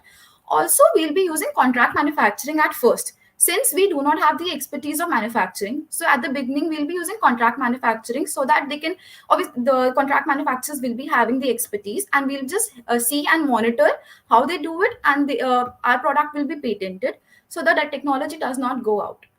That's the first part of your question. The second part of your question, it was how do we maintain it?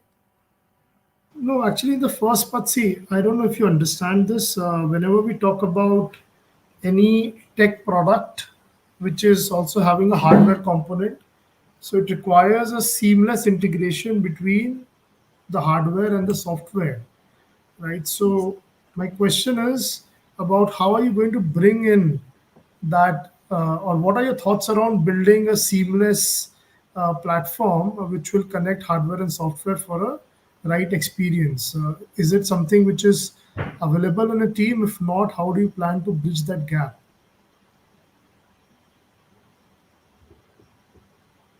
Simple example, a phone is a piece of hardware, it has got multiple apps.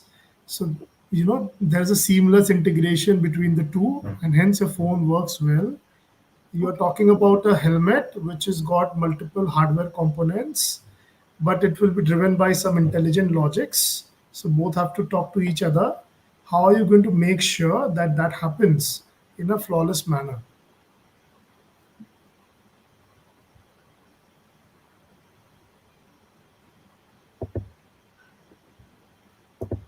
So, if I understand your question correctly, your our device will be connected via a Bluetooth device and with the application. So, because of that, it will be easier communication between the devices. Also, we'll be having a GSM module and eSIM, which will be able to communicate and capture all the data and send messages for seamless transactions. So, So if you these are are all asking, English, guys. I'm talking about core tech. Yeah, so sir, basically, I am from information technology background, and Yeah. all four of us are engineers. So we have Mhm. some basic knowledge regarding these things, and for like the major expertise for that, we'll be approaching the experts in this field. As we said, we'll be hiring a team for R&D as well. So that is what we plan to do. Last question, the prototype video that you guys showed, right?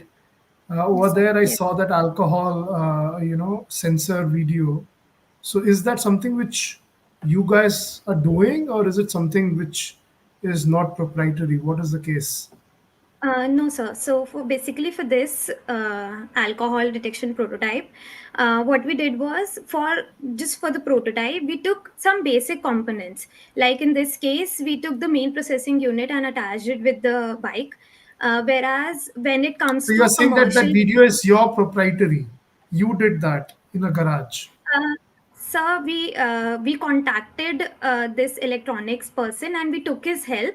So he helped us assemble all these Mhm. components, and he helped us with the entire demonstration of this prototype. So that is for real. You got it done.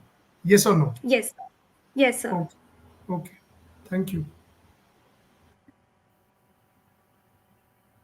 Shantanuji, you can. Yeah, guys, good to meet up again. Um, so, quick one. Um, you already have smart helmets in the market, right? And what is your estimate of the smart helmet market right now, as far as India is concerned? You mentioned about 30% in terms of helmet wearing, etc.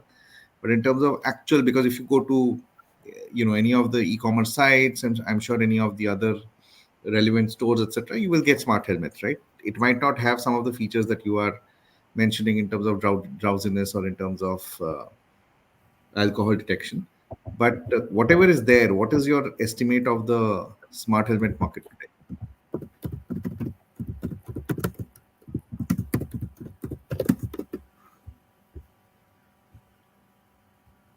Okay, so so, so yes. Sir, if I take up this question, so the smart helmet market currently in India, there's no exact figures if you go around about it. Since the helmet market currently in India is very small. We talk about penetration. If the penetration in India and the CAGR, the penetration is less than 1% in India as of now. So the penetration is pretty low, and they are not exact numbers. If there are numbers, and the global market is increasing by 17% CAGR, but when we talk about India's, the exact numbers and the exact figures are not estimated exactly. But there are few competitors, exactly like you said, they do not have the same USP as ours. But you cannot just pinpoint the numbers since they have not been estimated. We have gone through multiple various resources, but we can estimate that the penetration is low since our competitors say that, and also that the CAGR it's going with. So there's an offshoot of what Tarun asked earlier. is that you already are looking at a market where some sort of product is available, but adoption is abysmal, right? I mean, there's hardly any adoption. So how are you going to essentially convince potential customers as to the efficacy of this product and the fact that it is something which has the relevant expert input, etc., and hence how is it that you are going to go about maximizing adoption? Definitely, sir. So obviously rider safety is something that comes into account, but apart from that a customer look at multiple aspects. So one example that we talked about was Rapido. If we go to a B2B consumer, they also look at what they are gaining out of a product. So here we are also trying to reduce, like a company like Rapido, they use tracking services to track their drivers, riders. With this help of a helmet, you can eliminate those tracking services. You can imply and collaborate with the insurance companies and take help insurance for your employees and your vehicles through these insurance companies using the Pro Card helmet services and ecosystem. And also you can have tax advantages. So it's not just one thing, there are multiple faceted advantages that a person will get from our helmet by adapting our technology and our helmet. So obviously there are multiple things. And also a person who sits behind, if I'm a normal consumer of Rapido, if I know that this is something that's happening, I would also be insured and entrusted with my own safety. So there are multiple things which we will incorporate while doing that.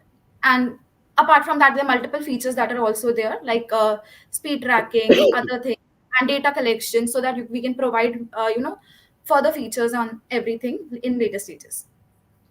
Also, sir, what our competitors are offering is at a very high cost, and if it is at low cost, then the features they are offering are very minimalistic, like Bluetooth connectivity and audio connection, which I think some which is very common, and someone won't look up for a smart helmet for those kind of features. So that is the reason why the helmet adoption is still quite low in our country. Last question, time's up. In terms of your costing, right? In terms of the buildup of the cost that you've done, saying that, okay, fine, this is how much a helmet is going to really cost to produce, and therefore this is the price at which we are going to sort of sell it. Given the fact that your competitors are not able to do it, right? How would you really go about sort of doing that? So, I'll talk about one competitor, such as Alter. So they have, a smart touch sensing, which is not much required as of now in helmets. So they are using few components which are pretty expensive. So even what we have calculated our component cost, it is lower than that. And also right now, because we are not having our own manufacturing setup, and we are taking help from other contract manufacturers, that also help us reducing the unit cost of the product. I think if someone else want to take it further, can take it this question. So we No, have it's also fine. included many, yeah. Sorry, carry on, carry on. Yeah. So we have also included many components that are required for the smart helmet, as mentioned in the slide. And also we can see from the unit economics too, like in the first year we have like initial investment that is required in the first year. So we kind of have a little more amount in the first year itself. But after that, in the coming years, we'd be having a decreasing amount of cost per unit. So it shows like we'll be having production at volume, and also the devices sold would be according to the our business model that we are prescribing here. So this shows the selling of the number of sold helmets would be increased in the coming years. Just adding one more point, since we are going B2B first, our marketing cost will also be very less as compared to our competitors. You've mentioned a GSM module and a eSIM here separately. What are these? Basically, eSIM will be included in the eSIM. So we are using this eSIM to send the SMS on the fault detection itself. Like suppose we were thinking about one use case. Suppose a person forgets the phone, or the battery of the phone dies, and a person meets with an accident, then also the message should be sent to the emergency contact. So for that purpose, we'll be That is including understood. eSIM So, helmet. your eSIM is going to be what part of your GSM module? Because I'm assuming Yes. this is something which is, and you are only going to your cost for that is only some 28 odd bucks. So that is like the initial cost of the eSIM, and for the recharging cost, that will be a part of the subscription of the. Uh, No, no, I'm not talking about recharge, just the hardware. Okay, fine. Thanks. yeah, yes, sir. It's that much only, like what we Okay. were able to get. So You we got have this from taken in where? You got account. the cost from where? Amazon. So we have used Amazon, India Mart, from wherever it was available. We got the cost, and we also, since we'll be taking the components directly from the manufacturer, not from a retailer or any e-commerce site. So we have tried estimating it as per the bulk orders as well. Since the bulk orders would have a reduced cost, and also we'll be taking, so we'll be eliminating the supply chain components there as well. So that's why the cost of components would be a little lower than what is estimated or given on Amazon or India Mart. Okay, thank you. I have just one Thank you, small sir. question. Yeah, the in the video I've seen that unit, it looks quite bulky, right? And Indian bike owners generally like their bikes and designs and all that. Will it fit in that bike? So right now the components, yes, definitely it will fit in the bike. The components of the chips that we'll be procuring will be very small. Right now it was because since we do not have that expertise as of now and the equipment as of now, so we use the bigger equipments that were available in the market and easier to procure. But once we start, the chips will be used, which will be very small and having very low weight, so that it is comfortable to wear, have rider convenience as well, and won't give any difference from what when you wear a normal helmet. So it's not heavy as well. So it is easily fittable, easily can be easily done. So there won't be any issue with that. Uh, I just have a few closing comments. I don't expect a response. First, the tech aspect of your product, please think it through. I think that requires more detailing, more thinking. You had a slide on MVP and going scaling up year on year, right? While academically that slide makes sense, but you need to have more substance behind that. Second, your bills of material is only talking about the sensors and all. You're quoting a MRP of 1999 at a cost of 1800 something. That is not going to happen, right? Because your bills of material also includes sales and distribution cost, logistics cost, software development cost, etc. So just please work on that and try and have a better costing mechanism. And MRP should be a derivative, in my opinion. So no, this is you're talking, showing me a PNL. I'm talking about bills of material, unit costing. So yeah, these are some observations I think which would make this a stronger case. Yeah. Okay. Sure, sir. Thank you, Team One Force, for an interesting idea presentation. Now, let's allow our jury a minute to complete scoring the teams. While they make their assessments, we'll have another interesting question for the audience. The rules remains the same.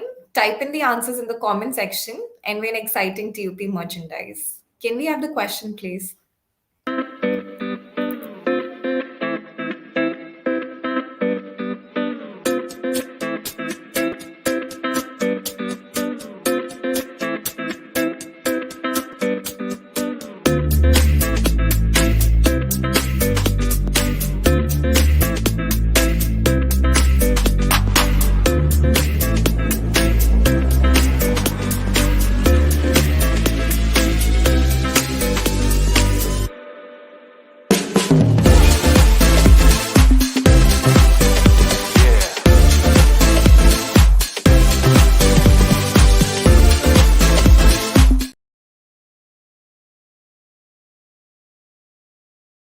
Arnab Mondal, you have guessed it right.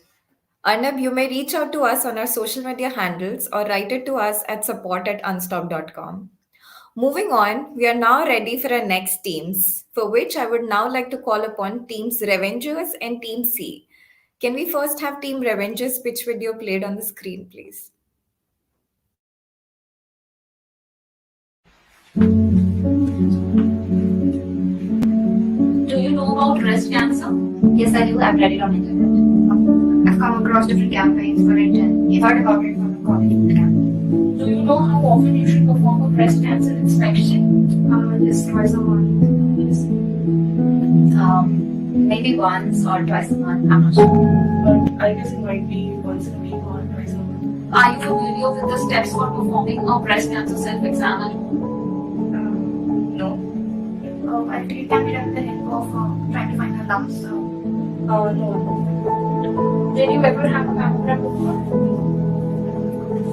No. Yes, I have. So it seems very uncomfortable to be honest, and it's very explosive. Going for a mammogram is not an easy job. Globally, 2.3 million women are diagnosed with breast cancer, causing around 385,000 deaths. In India, it accounts for 14% of all cancer, leading to about 90,000 deaths annually. One death in every 6 minutes. Early diagnosis. Early diagnosis saves life. This is the big term. The message has to go home is early diagnosis saves life.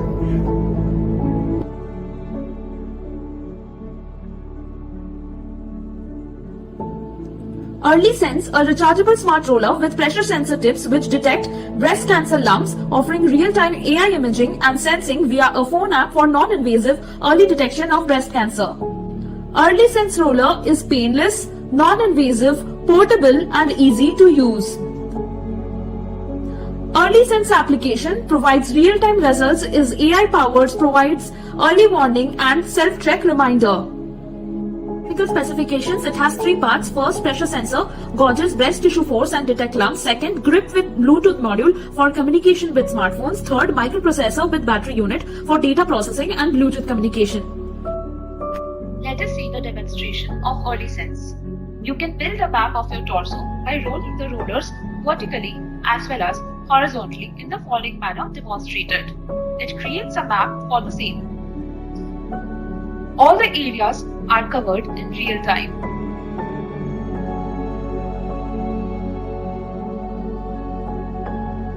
The app uses month-by-month comparisons and collates the data in the following manner to flag abnormalities in breast tissue. Application reminds you in time for your next self-check. Our idea is futuristic, AI-enabled, solves a real-life problem, challenges the conventional wisdom of using mammogram. Business is scalable due to easy availability of AI devices. Hence, we can develop a business out of it.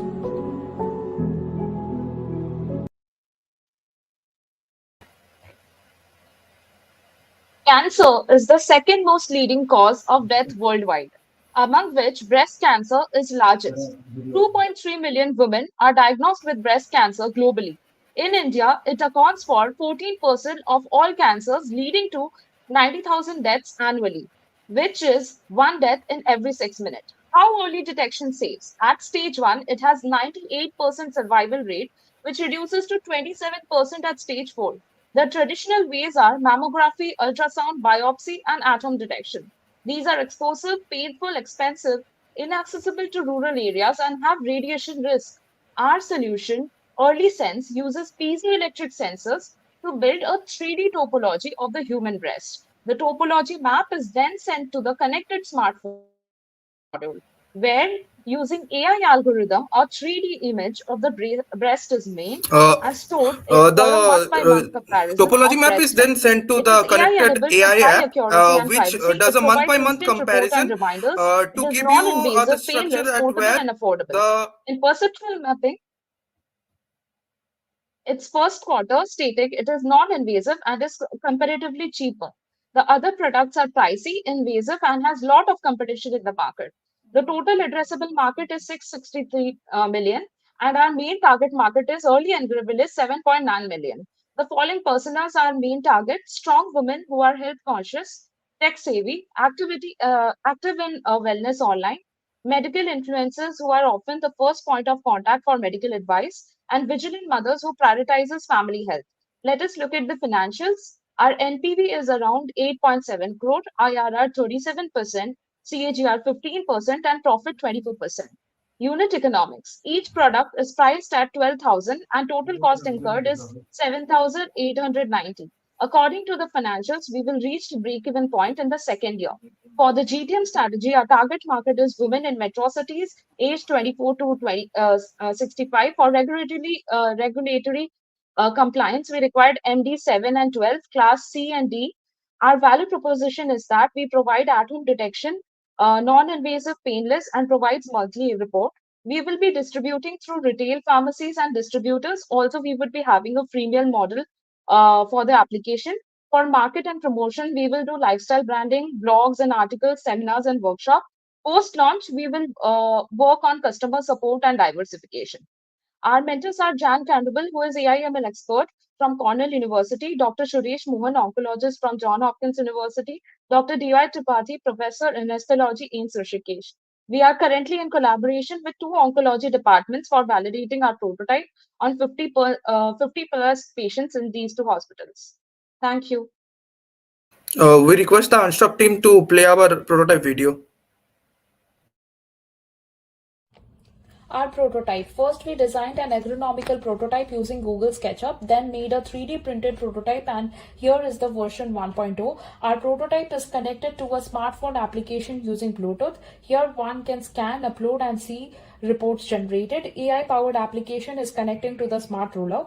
This is a real-time demonstration of the website named Demo Early Sense. Users can click on the Scan Now feature to use AI to compare 3D breast topology. One can upload scanned images from here and check the health status. We have used some real healthy breast topology that we have collected from Mission Hospital Durgapur to demonstrate. You can see AI detects it as healthy. The same process can be done with any Google image for breast cancer. Hence, we have searched for one at random. We would be downloading it and uploading the same for detection. Here we demonstrate our capabilities to identify breast cancer from any random 3D topology. As shown, it detects possibility of breast cancer. We have trained our model feeding it over 4,000 data sets of 3D breast topology and have gained high accuracy for the same.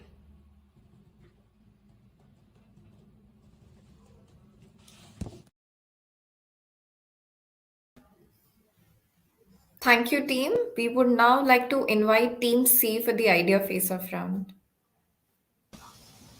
Hi, team. It's commendable that you're focusing on an unaddressed need, but I would like to share some facts. The mortality to incidence ratio, which is basically the number of deaths to the number of cancer cases in a year for breast cancer, was found to be 0.08 in urban areas and 0.66 in rural areas, which is 7 times more than urban. So the majority of 90,000 deaths of breast cancer mentioned by you are from rural areas.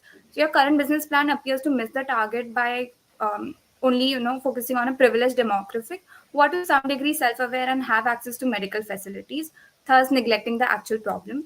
So my question is A, how will your model be adapted or expanded to address the urgent needs of the rural women given your price point and the technological requirements? And B, there are companies like Niramay who is providing a hands-off AI-powered home testing of breast cancer at a much lower price, and EU Life Sciences, which is partnered with Pfizer and launched iBreast Exam, which uses similar product to map the breast and similar technology linked with smartphone like yours. So how are you going to compete with these like already existing and FDA approved products backed by pharma giants? Over to you guys. Thank you, Pooja, for the question. I would like to answer it. As you've mentioned, the most of the mortality rate that is occurring is mostly on the rural areas. That's completely right. But there is a huge population, given the India's population being 1.4 billion, give us enough market space to address the urban population first, because it would be easy for us to market them. And given, as you have already mentioned, the amount of education they have already are, we are going to find it very easy to cater to them first. Secondly, we are targeting detection, not mortality. Our product doesn't deal with early stage of breast cancer. It only deals with the earliest phases of breast cancer, that you have a chance of getting breast cancer or not.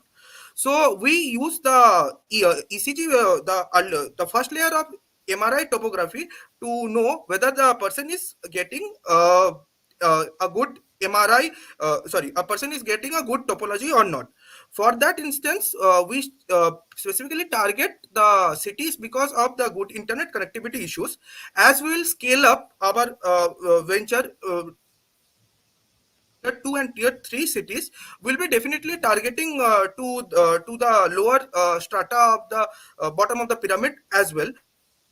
This would be this growth would be fueled by the money and the business that we have generated from these stratas. As ours being a startup, we require the some amount of capital and some breathing space in terms of profit. So we that's why we targeted the higher demographic of A1 and A2 population first. Coming to the second question, as you have mentioned, there are several competitors that had been trying to solve breast cancers, but there are no successfully large scale commercially adopted model that has came into existence. I do not know in India if any company right now is selling any large scale commercial model for at home breast cancer treatment. So the space is quite open for us to penetrate, and our technology uses AMM technology, which is further toned down of the conventional MRI technology, which is nearly 98% accurate. That's why we had with various hospitals like Max Hospital in Noida and Mission Hospital, and we got the regulatory approval from them to go further. We are also catering to the MD7 licenses, which requires a high level of accuracy. So I think that answers your question. Sure. So I think you can look at the eye breast exam. It's available in India. That's about it from my end. Thank you. Yes, sure. iBreast is available in India, but that's catering to a different segment, and that's a different technology. We are using the first layer of MRI topology to measure the breast cancer at using piezoelectric sensors. So completely different technology. And iBreast, as you have correctly mentioned, it's a technology that has been for years and yet to see any large scale adaptation. But our technology is completely novel. You can Google it right now that you won't find anyone measuring the breast abnormalities using piezoelectric sensors. Thank you.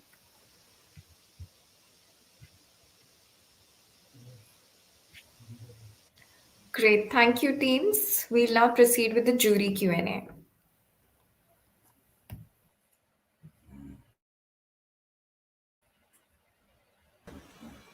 Okay, guys, I'm amazed by the problems that you guys are trying to solve. Brilliant. Two questions. First of all, I'm not very worried about business and all. I think what you're trying to solve for is very noble. Within that, I want to understand what is the technique that you are using. You touched upon it, but I couldn't catch it. I understand imaging techniques. I understand X-ray, CT scan, etc.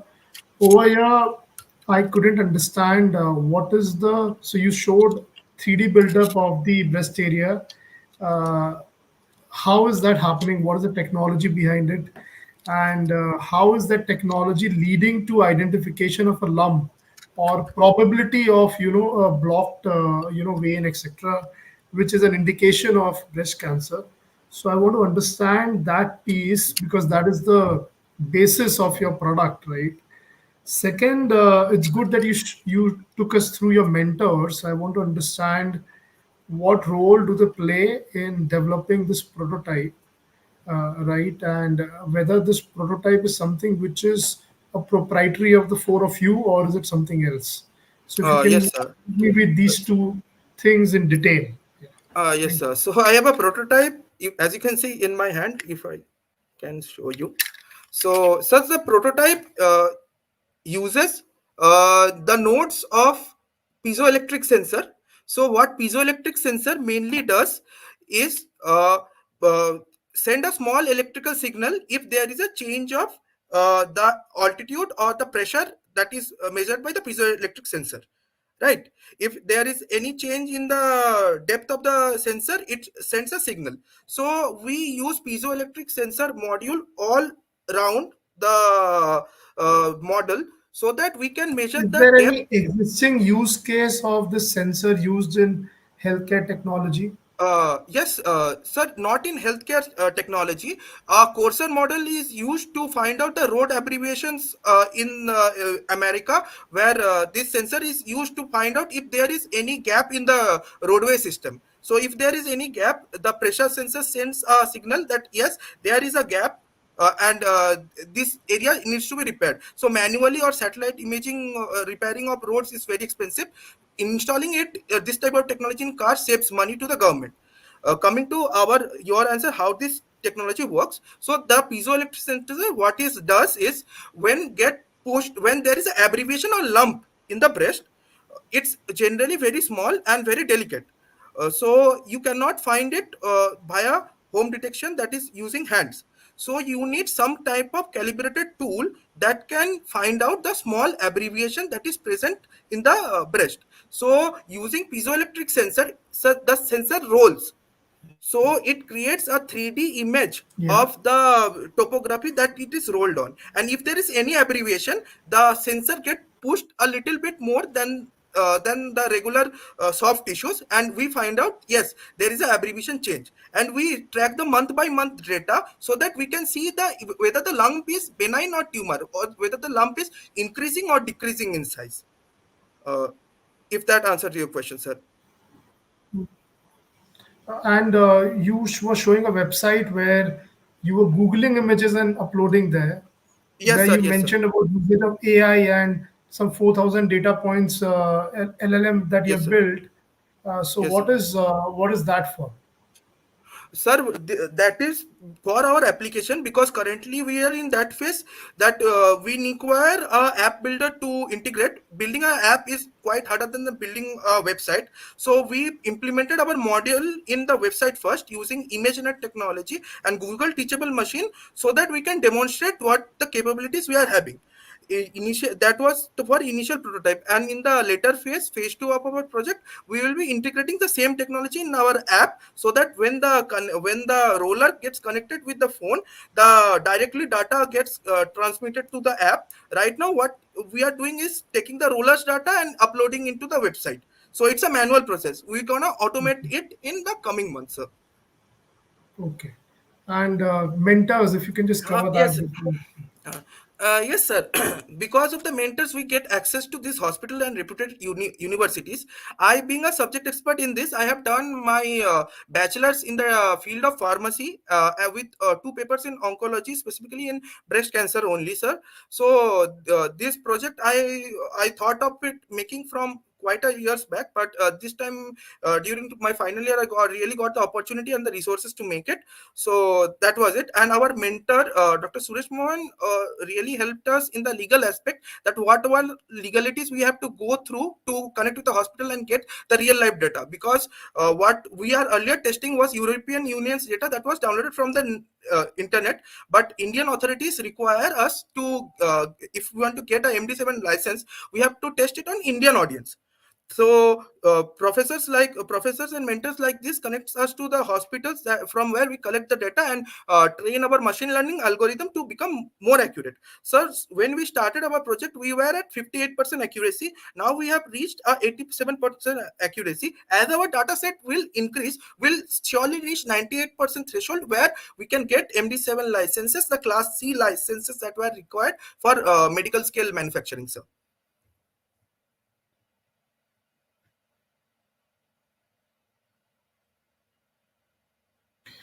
Guys, very, very well put together. So, congratulations as far as that is concerned. I just had a couple of very quick questions.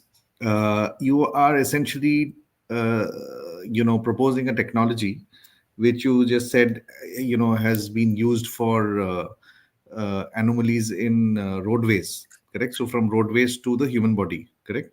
So, you know, how do you, I mean, how do you know whether this tech works? And it's absolutely fine because it could be something of an innovation, but how do we understand whether this is something which actually sort of works or not?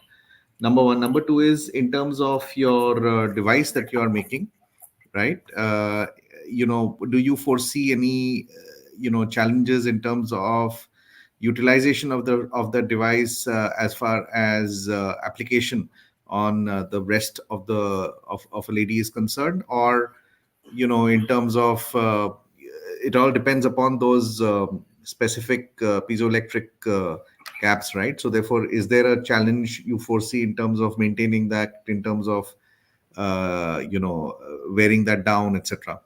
Uh, Sir, we see as a team, we see opportunity in every challenges, sir. So the second, answering to your second question, I would like to say that the current technologies that ladies used put to diagnose their breast cancer is, one is mammogram and another is MRI. So for mammogram, you have to visit a hospital, expose your breast. That is very uncomfortable for many women, because it is a issue of the data security also, and ladies are generally hesitant to expose their bodies uh, because of obvious reason.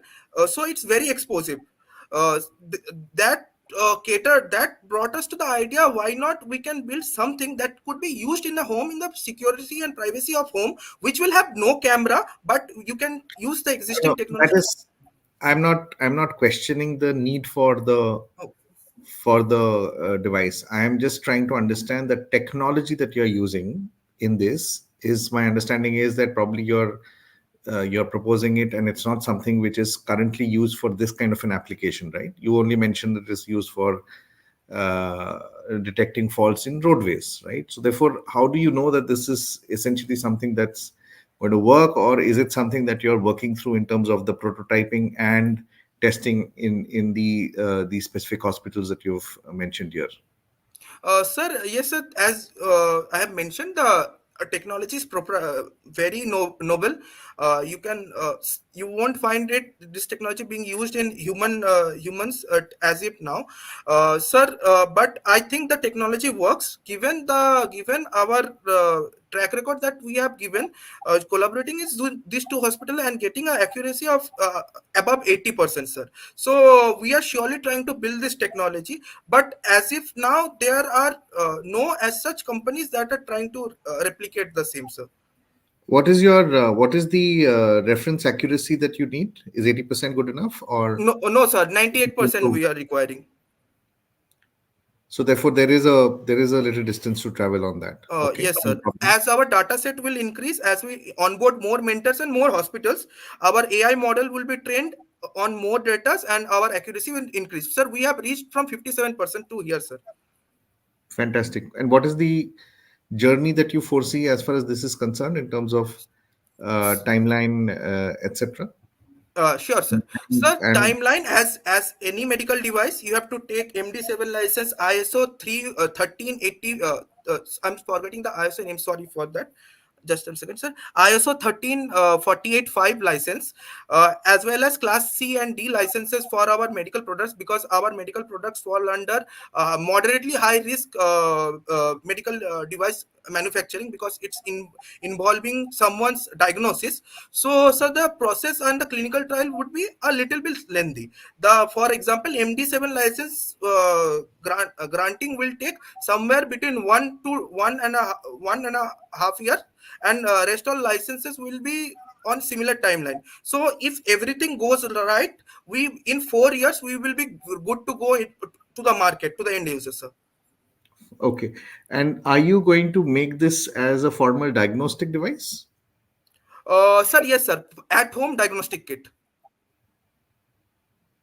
Okay, because what we have seen is that most of such devices, they don't really consider themselves to be diagnostic devices. They are more as support devices for early detection, etc. Post which you are recommended to actually go into a formal medical setup to do the actual diagnosis. So that's the reason I asked. So you're essentially saying that this is going to be a diagnostic device. Yes, sir. It's gonna be diagnostic device. That's why we are taking so long timeline, because we want to be, because human lives are involved with it, and diagnosis is involved in it. So we are taking every step of the process very carefully, because there are lots of legal compliances that we need to maintain to go ahead, and we do not certainly do not want to play with someone's life. So that's the thing, sir. Okay. Just one follow-up. So this accuracy percentage which you mentioned, 80%, this is on what database? What kind, Sir, what this number is are we talking about? Sir, this is the database on 1,200 data collected that we have collected from Mission Hospital Durgapur of first degree top layer MRI topology. That's a Indian database, and our machine is also trained partly on Indian data and partly on European data. So what we do, There we are two take parts. There are two parts to your product.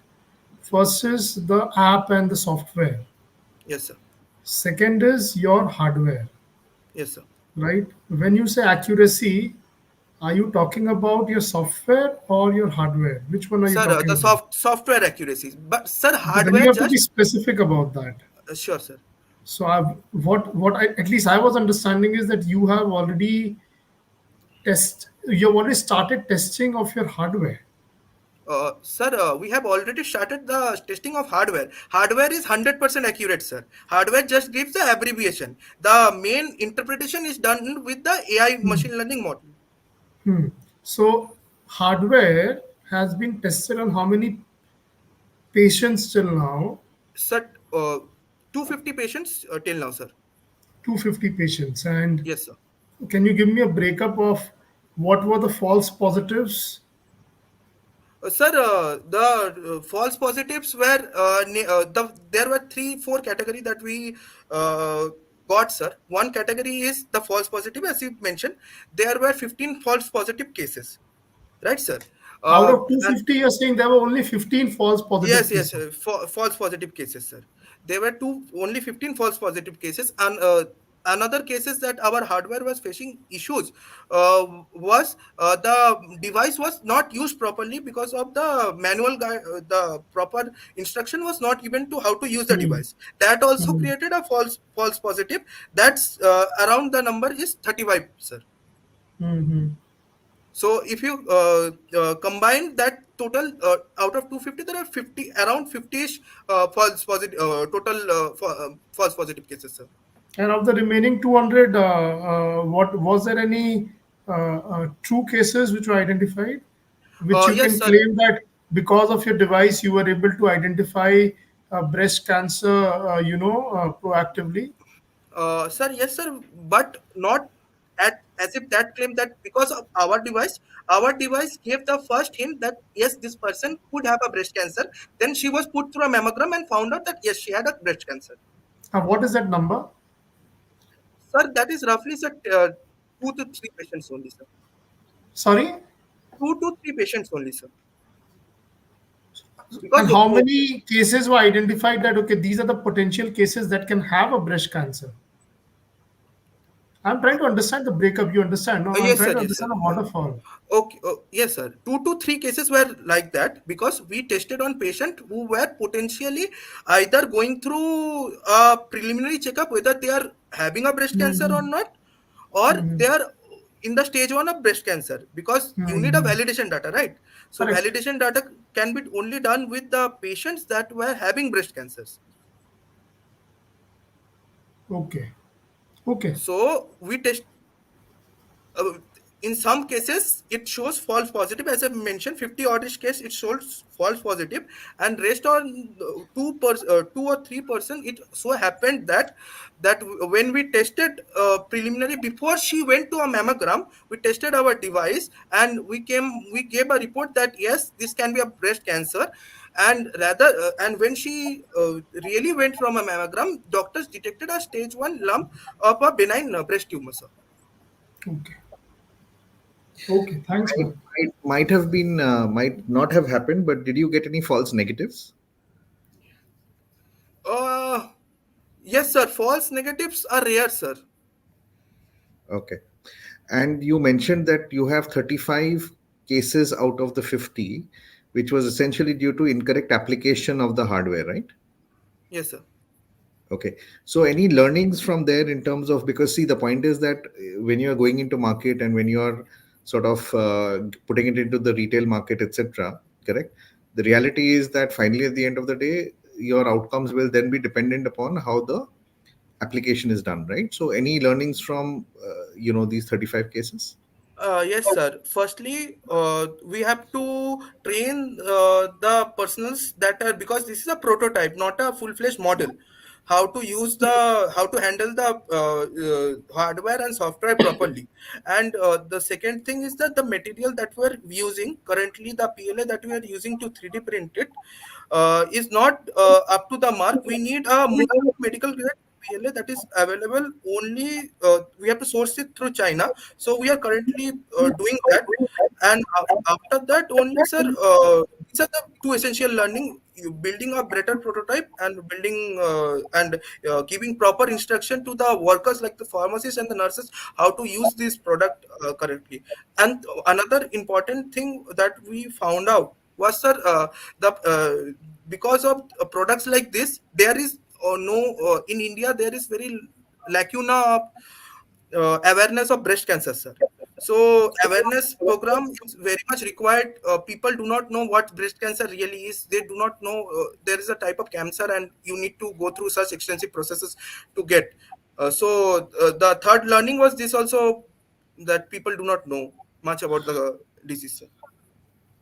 Okay. Thanks. That's it for me. Sridharji, in case you have any Yeah, questions. I have only two questions. One is that the mentors you mentioned right in the previous slide, so they were only assisting in the data, or they also validated all the processes and things you have done? And Sir, second two thing is mentors. that on the you are mentioning the product. I think for the Indian target audience, the instructions don't work. You have to make the product simple, right? So you have to focus on the design as well. Yes. Sir, yes, sir. Two of our mentors are for data collection part, and one of the mentors, Dr. T.I. Tripathi, is oncologist at AIMS Rishikesh, is helping us to validate our product as well as improve our design. Sure, sir. We are in a learning phase right now. We are every day learning some new things and every day collaborating with new hospitals to make our hardware and software more foolproof. So yes, sir, we will definitely improve our design as if now. It's not perfect, but it is giving results, and sir, we are progressing slowly.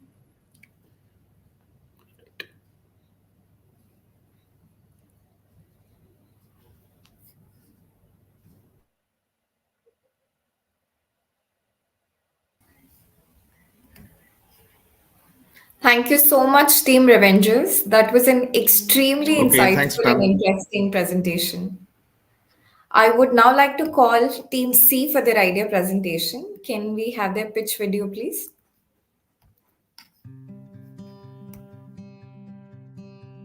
Hi.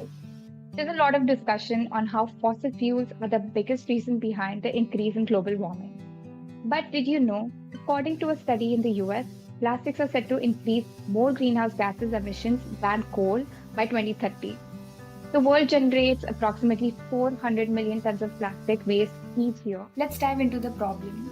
The plastic crisis gets a lot of attention, but the headlines usually focus on the plastic that ends up in the environment. That's just part of the story. The truth is, plastic has a whole life cycle, one that harms people and the planet from start to finish. Globally, a whopping 32% of plastic packaging ends up in the environment. 40% goes to a landfill where plastic just piles up for the future generation to deal with. And around 14% is incinerated. Incineration is a nasty business, producing toxic smoke and fly ash. The current solution? It's recycling. Unfortunately, it's not the solution many people think it is. Just 14% of plastic packaging gets recycled, and only 2% is effectively recycled, meaning it becomes something as useful as before. The rest is downcycled into something worse, and most recycled plastic is only recycled once before ending up in landfills, incinerators, or the environment anyway. So it turns out that we can't burn, bury, or recycle our way out of this problem. What's the solution? What if I tell you that a cactus can be the game changer? Yes, I'm talking about the desert king. One single cactus plant can produce approximately 500 plastic plates over its lifetime.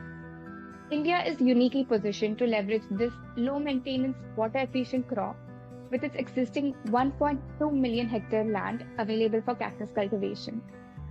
But that's just the tip of the prickly pear. Even an area equivalent to a car parking space can produce over 25,000 biodegradable plastic plates. We at BioCacti have a sustainable, scalable, socially responsible solution to make this possible. We aim to produce biodegradable plastics used in packaging and waste utensils in the industry, which has a market value of $25 billion. Right now, cactus-based bioplastics industry is a huge white space, like an uncharted island waiting to be explored. We plan to expand the usage of cactus pulp by exploring its potential in medical technology and agriculture. So I leave you with this fact. One single unit of bioplastic emits 50 to 70% less greenhouse gas than normal plastic. So choose a future where cacti becomes the hero for cleaner, greener India. Thank you. Hi, we are biocacti. So humans ingest and inhale up to 1.2 lakh microparticles a year. Higher levels of microplastics can cause respiratory and infertility problems, amongst others. Plastics were also found in a fetus, a pre-polluted baby. That sounds horrifying, right? But there's hope to protect our future, a sustainable alternative, which is bioplastics. As single-use plastic consumption skyrockets, particularly in the packaging industries, we are strategically positioned to target India's $430 million plastic packaging and utensil sector. The global bioplastics market is estimated to increase at a CAGR of 30% in the next 10 years. This is our business model canvas, and our vision is clear: creating a pioneering firm leading the charge in bioplastic adoption, forging a circular economy through tech innovation and unwavering sustainability. Existing bioplastic firms utilize materials like starch, banana fibers, and wheat bran, but face challenges with each one of them. But cactus, with its minimal water needs, pest resistance, and rapid growth, is tailor made for the Indian landscape, especially in Gujarat and Rajasthan. Moreover, it's a natural carbon sequester, absorbing approximately 57 grams of CO2 per plant per year. The impact of cactus-based bioplastics is astounding. 1 kg of this material can reduce around 2.5 kgs of CO2 emissions. Over to Pooja. Yes, so coming to our financials, here is a roadmap which spans three pivotal phases and the detailed breakup of the same. Phase one, research to perfect our process and set up the basic infrastructure required for the transformation. Phase two, a pilot project involving 10,000 cactus plants to refine and enhance our model to establish scalability. Phase three, scaling up, diversifying products, and expanding our reach. For this transformative journey, we require an initial investment of approximately 147.5 lakhs for machinery and factory setup. Our business benefits from economies of scale. Thus, as the quantity of bioplastic goes up, our overall profitability increases. The potential profit in the mature business stands at a healthy 20 to 25%. Can we please play the production video?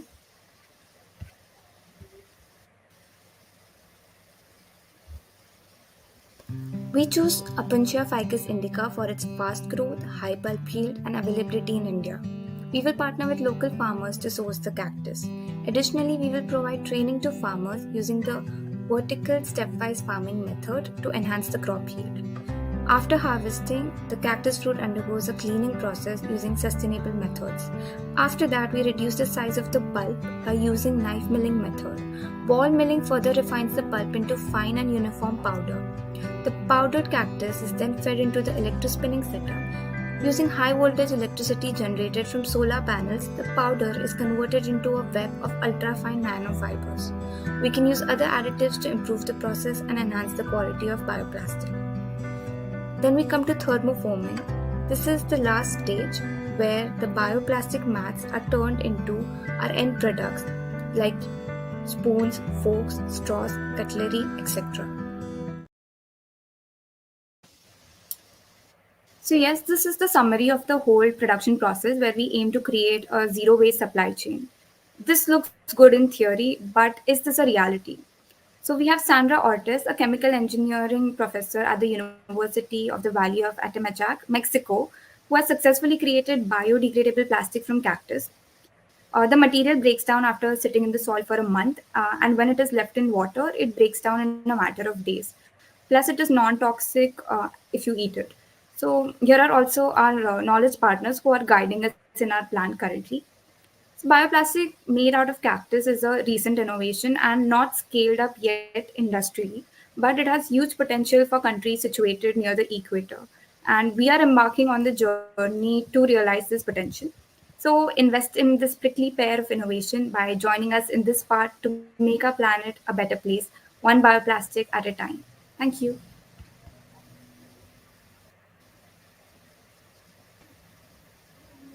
Thank you, Team C. We would now like to invite Team Revengers for the idea face-off round.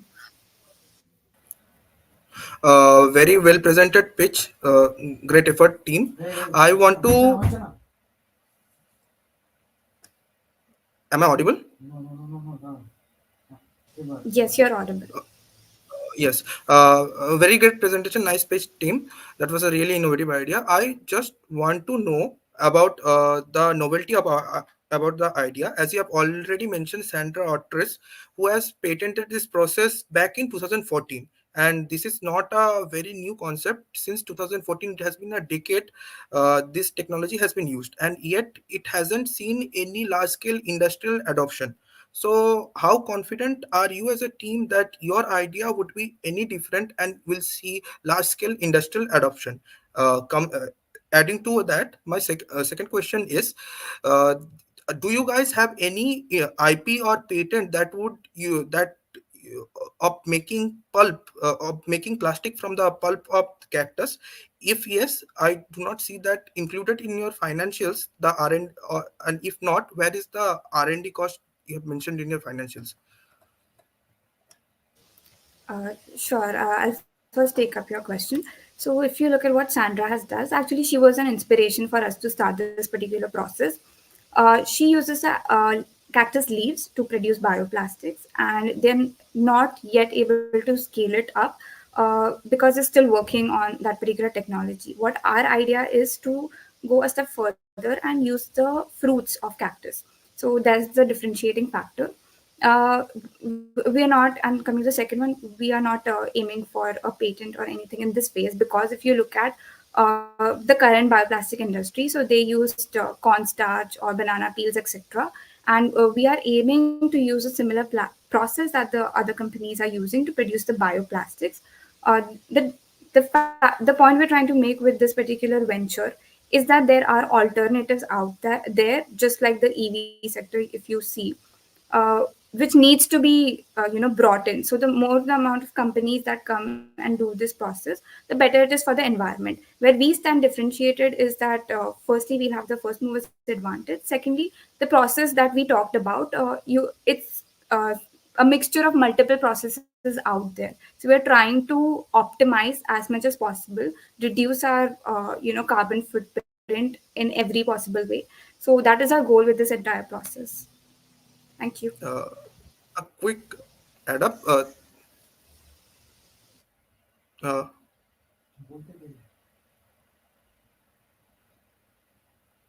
am I audible? Yes, you're audible. A quick add up. The process that Sandra patented was a utility patent. So if you guys are doing any similar process, that would be a uh, copyright, sorry, a patent infringement. So how you guys plan to incorporate multiple processes, because that would be multiple patent infringement? Thank you. Sure. So the process that she's using, we're not using. We're actually not using the process that she's using at all. The process that we are going for is electrospinning, which is out there in the market. So it's not patented in that sense. The idea that it is possible is generated from her end. Like, she's the one who started it. So it was just fair to mention her in the PPT. Thank you.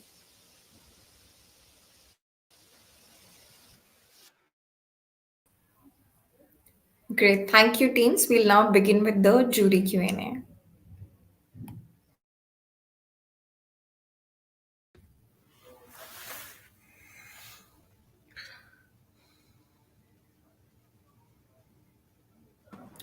Hey, Team C, thank you for your presentation. Um, Hi just guys. one Sorry, Tarun, carry on. Please, okay. Guys, first of all, you yourself mentioned that this is a technology which is existing, right? And but the adoption is something which is a problem, correct? Now, in the presentation, I what I got is the literature behind the technology, right? More academic. Now, if your goal is to drive adoption and scale it, I would have wanted to see a go-to-market plan, which I couldn't get a fair sense of. So I would like to understand, while technology and all, it's an existing one, that's fine. You want to scale it, that's fine. Execution at times is a make or break. So what I understand is your business plan hinges on execution of the technology, but your presentation did not. So take some time and help me with the go-to-market execution plan. Sure, I'll take that. Thank you for the question. So that's right. Our main, you could say the where we would be able to establish ourselves in the market would be the go-to-market strategy. So for us, what we are doing right now is there is a market that already exists for plastics. We are trying to bring in a new technology into the same market. So our first, you could say, point of contact is suppliers who are into selling single-use plastics. So we are looking at, say, an airline industry or a hotel or restaurant or catering We are services getting to will be sales right away. I'm not interested in hearing about sales. Right? I'm more interested in hearing about how are you going to set up the supply. Sales comes after that. First, you need to okay. have the product, then only you can sell. No? Right. Yeah. So for us, what we are planning to do is we have one. So when you go to the market for a bioplastic, it's usually a customized product you'll be giving to your particular supplier. So we'll try to say, for example, tie up with a hotel or a catering service, try to understand their product, and then in our process itself we'll be modeling into it. Then in the pilot project, what we are trying to do is understand how much we can scale it, right? So that is how it's going to go. So the customers we are going to have are going to be special, would have specialized requirements, and we're going to be producing it accordingly. So that is how we vision. That is how we see it growing. So we'll have like multiple, shapes and sizes of, say, cups, or maybe for sandwich wrapping, etc. So we'll be aiming to produce those kind of plastics for them. Okay, let me rephrase my question, right? I'm looking at some micro specifics, okay? So I'm looking at an answer that, hey, Tarun, we plan to, take up 200 acres of land in so and so place and set up farming as a pilot project. We expect to generate this kind of raw material out of it.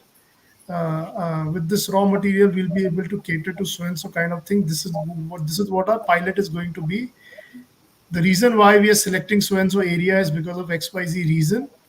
Right, once we are able to get through that is where this is when we will scale to ABCD regions, where the cost of land is low, etc., etc. So I'm looking at micro specifics. Whatever you're saying is very, like, I wouldn't even say 30,000 feet. It's like 60,000 feet. Okay, all right. So I can get into the unit economics that you're asking. So currently we are aiming for areas in Rajasthan and Gujarat who have more of a climate that is suitable to for cactus planting. We have recognized there were some parts in Rajasthan where they are currently cultivating cactus. We are trying to what we are trying to do is set up our factory near those cactus plants.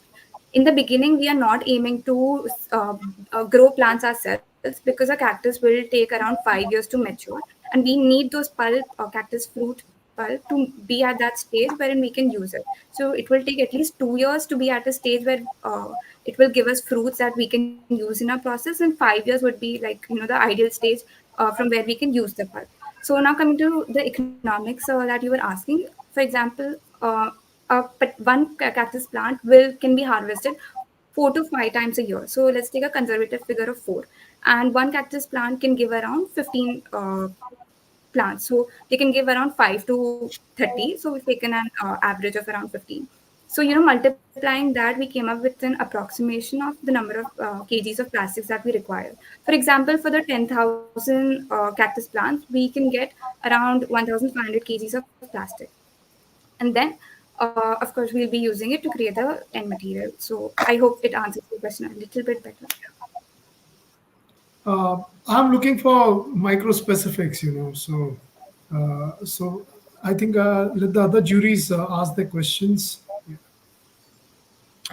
Okay, very quickly, you you mentioned about the researcher, right? I think Dr. Sandra, who had first done this, and you mentioned that she had done it using cactus leaves, and the difference that you are bringing to the process is by using cactus fruits. So, could you just throw some more light on that in terms of what is the difference, why fruit versus leaves, and how this would sort of make adoption of this technology and scalable, make this scalable, versus what these guys have been struggling with for the past, several years. Sure. So if you use the cactus leaves, so basically they require almost 2 to 3 leaves to produce a very small amount of plastic. So what we tried to see is that this is a great solution actually, but if you want to actually scale it, you require a huge amount of cactus, and then it takes a lot of time to grow as well. So then we were looking at other options in bioplastics. So you had cornstarch, sugar cane, and banana peel. So the kind of processes they were using, we felt like it would be better, more energy efficient.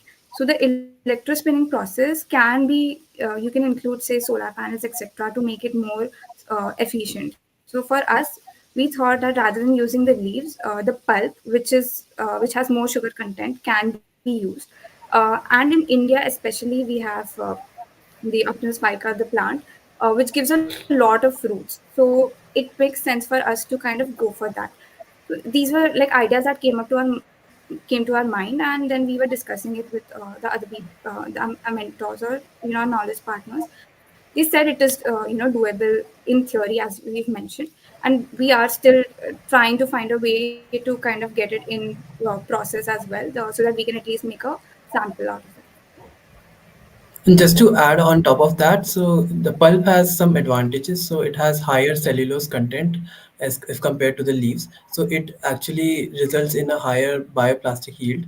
And the processing production, I mean, the whole production process for pulp is easier and it's difficult for the leaf.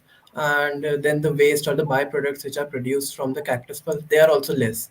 So overall, these were the few points which helped us in deciding that pulp would be better in compared to the leaves. So, see, the as a layperson, right? I mean, what I see is that there is references available in terms of using cactus to create plastic, and the only reference that I see at this point of time, at least at cursory inspection, is Dr. Sandra, right? And they have used it, as you said, using cactus leaves, and you are proposing to do cactus fruits, right? So how do you actually sort of convince anybody saying that this actually works, given the fact that over the past several years people have not been able to move beyond the what has been done in the lab, let me put it that way, right? That's number one. The second question that I had, because I don't think I saw that anywhere, is what is the implication as far as consumer pricing is concerned? So whoever you're wanting to sell this to, correct, vis-a-vis what they're currently using, correct, what is the implication in terms of the costs for them, so to speak, in adopting this particular technology?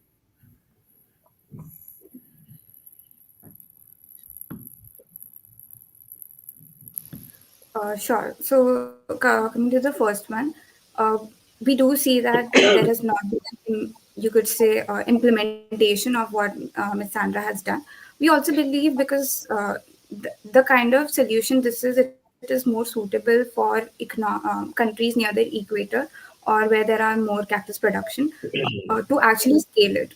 And we think this is an idea that is implementable, and with a little bit, those 6 months that we spend on actually producing the product, we will see the results out of it. So it's an idea worth exploring, because if we are able to make bioplastics that are usable, at least for a single use plastic, we are solving a huge problem by not using other resources like cornstarch, etc., which take more things from the environment to be produced.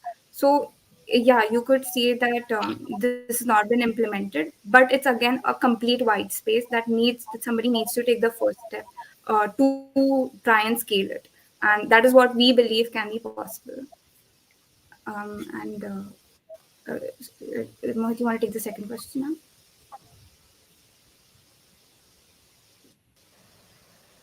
Yeah, so the price point which you mentioned that was missing out in PPT, so we kind of included it in this phase two pilot program where the selling price per kg is around 250.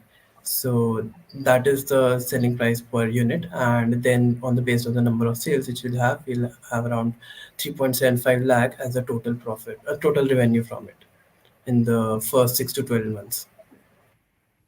And No. just to add on to that, so that the amount that we have kept right now, we are keeping it similar to the price points available for normal plastics right now. We think that it is possible to create the same amount with the technology that we are using. So that is how we have projected it. So what you're saying is that your the biodegradable plastic that you will prepare or you will make essentially will not have any uh, at least any significant cost implications as far as the consumer is concerned. Yes, mainly because we are targeting single-use plastics. So these are the ones where we can afford to have, say, a thinner plastic in those terms, because we'll be going for products that are disposable at once. So see a cup, etc. So yeah, What that's is the the current difference. in a country like India? What is the current regulation around single-use plastics? Uh, right now, as far as I know, that they have banned the use of single-use plastics in most of the states. So that also gives us an opportunity to kind of push this forward. But we still see that there is, we go to a market and we're still able to get a plastic bag from our vegetable vendor. Right. And typically, large stores, etc., who have moved on from single-use plastics, right? Uh, because they are not operating in the so-called, if I may say so, unregulated market. What are they using, and how is this going to work in comparison to that? Sure. So currently, if you see, they're using some sort of paper-based, cardboard-based bags for their purpose. But what we see, if you have to, say, take liquid transportation, or even in the sense something heavier, we find it to be a little inconvenient. So we do see people kind of going back to normal plastics. They have it in their house as well. So just to have a solution for it, because people want to use plastics, but it is harming the environment. So there needs to be something that replaces and has the same amount of tenacity or same quality that can take up its utility. So that is what we are aiming for. Okay. Thanks. That's it for me. Thank you, sir. So one question is linked to what Tarun and Shantarun asked. Have you done any study why that previous the use by Sandro has not been accepted or adopted in so many years? That is the first question. Second is that whether it is scalable, because the cactus is not going to be unlimited, right? Wherever it is grown, it is going to be limited, right? And third thing is that you yourself mentioned you're not, it's all theoretical kind of a thing. What will the actual product be? We don't know, right? That's it. So yes, sir, as you mentioned, the first the part of Sandra. So we see that they do see problems That actually, to be honest, they have not. We don't see anything online where they've actually tried to scale the product industrially. So, in terms of what is holding them back, to be honest, it's not there anywhere on the internet for that matter. What we think is the use of cactus as a product, just like sugarcane or cornstarch, uh, which is already proven to be scalable and usable, can be replicated, and we'll be able to save more resources of the environment while using cactus rather than other products. Coming to the second thing about scalability, so as you've mentioned, there are only limited amount of cactuses. So that's why we were trying to come up with innovative ways of growing a cactus in India, which would be something new because now we are creating a market for it using a different sort of step method and using mirrors, etc., which will increase its productivity and help it grow at a faster pace. When coming to its scalability, for us, we have machinery and which will kind of help us in cover the cost if we have more cactuses kind of coming in. So it helps us in both ways if we actually scale the product, because then it becomes more feasible for us. Uh, yes, yeah. If there's anything else from your end, we'll be happy to answer.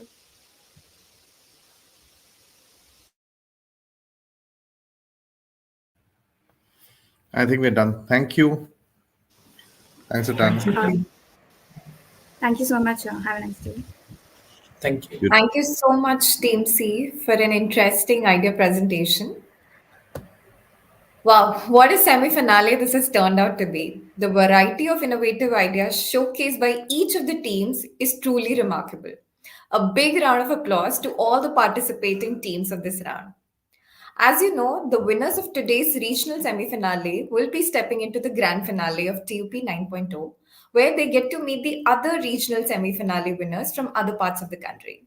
They'll compete with each other, and the best among them shall emerge as the ultimate champion of this competition.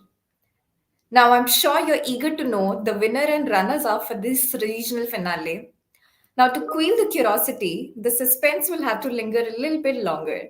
The results of today's round will be declared on our social media handles shortly. So keep those social media notifications active. As we draw to a close, a big thank you to our jury for their critical evaluations, to the audience, which has been very enthusiastic and participative, and a big thank you to all the participating teams. Looking forward to seeing the winners of today's regional semi finale at Reliance Corporate Park, Navi Mumbai soon. With that, I'm Enal Singh Chandel, would be signing off for today. Keep following us on our social media handles and stay tuned for further updates. Thank you. Have a great day.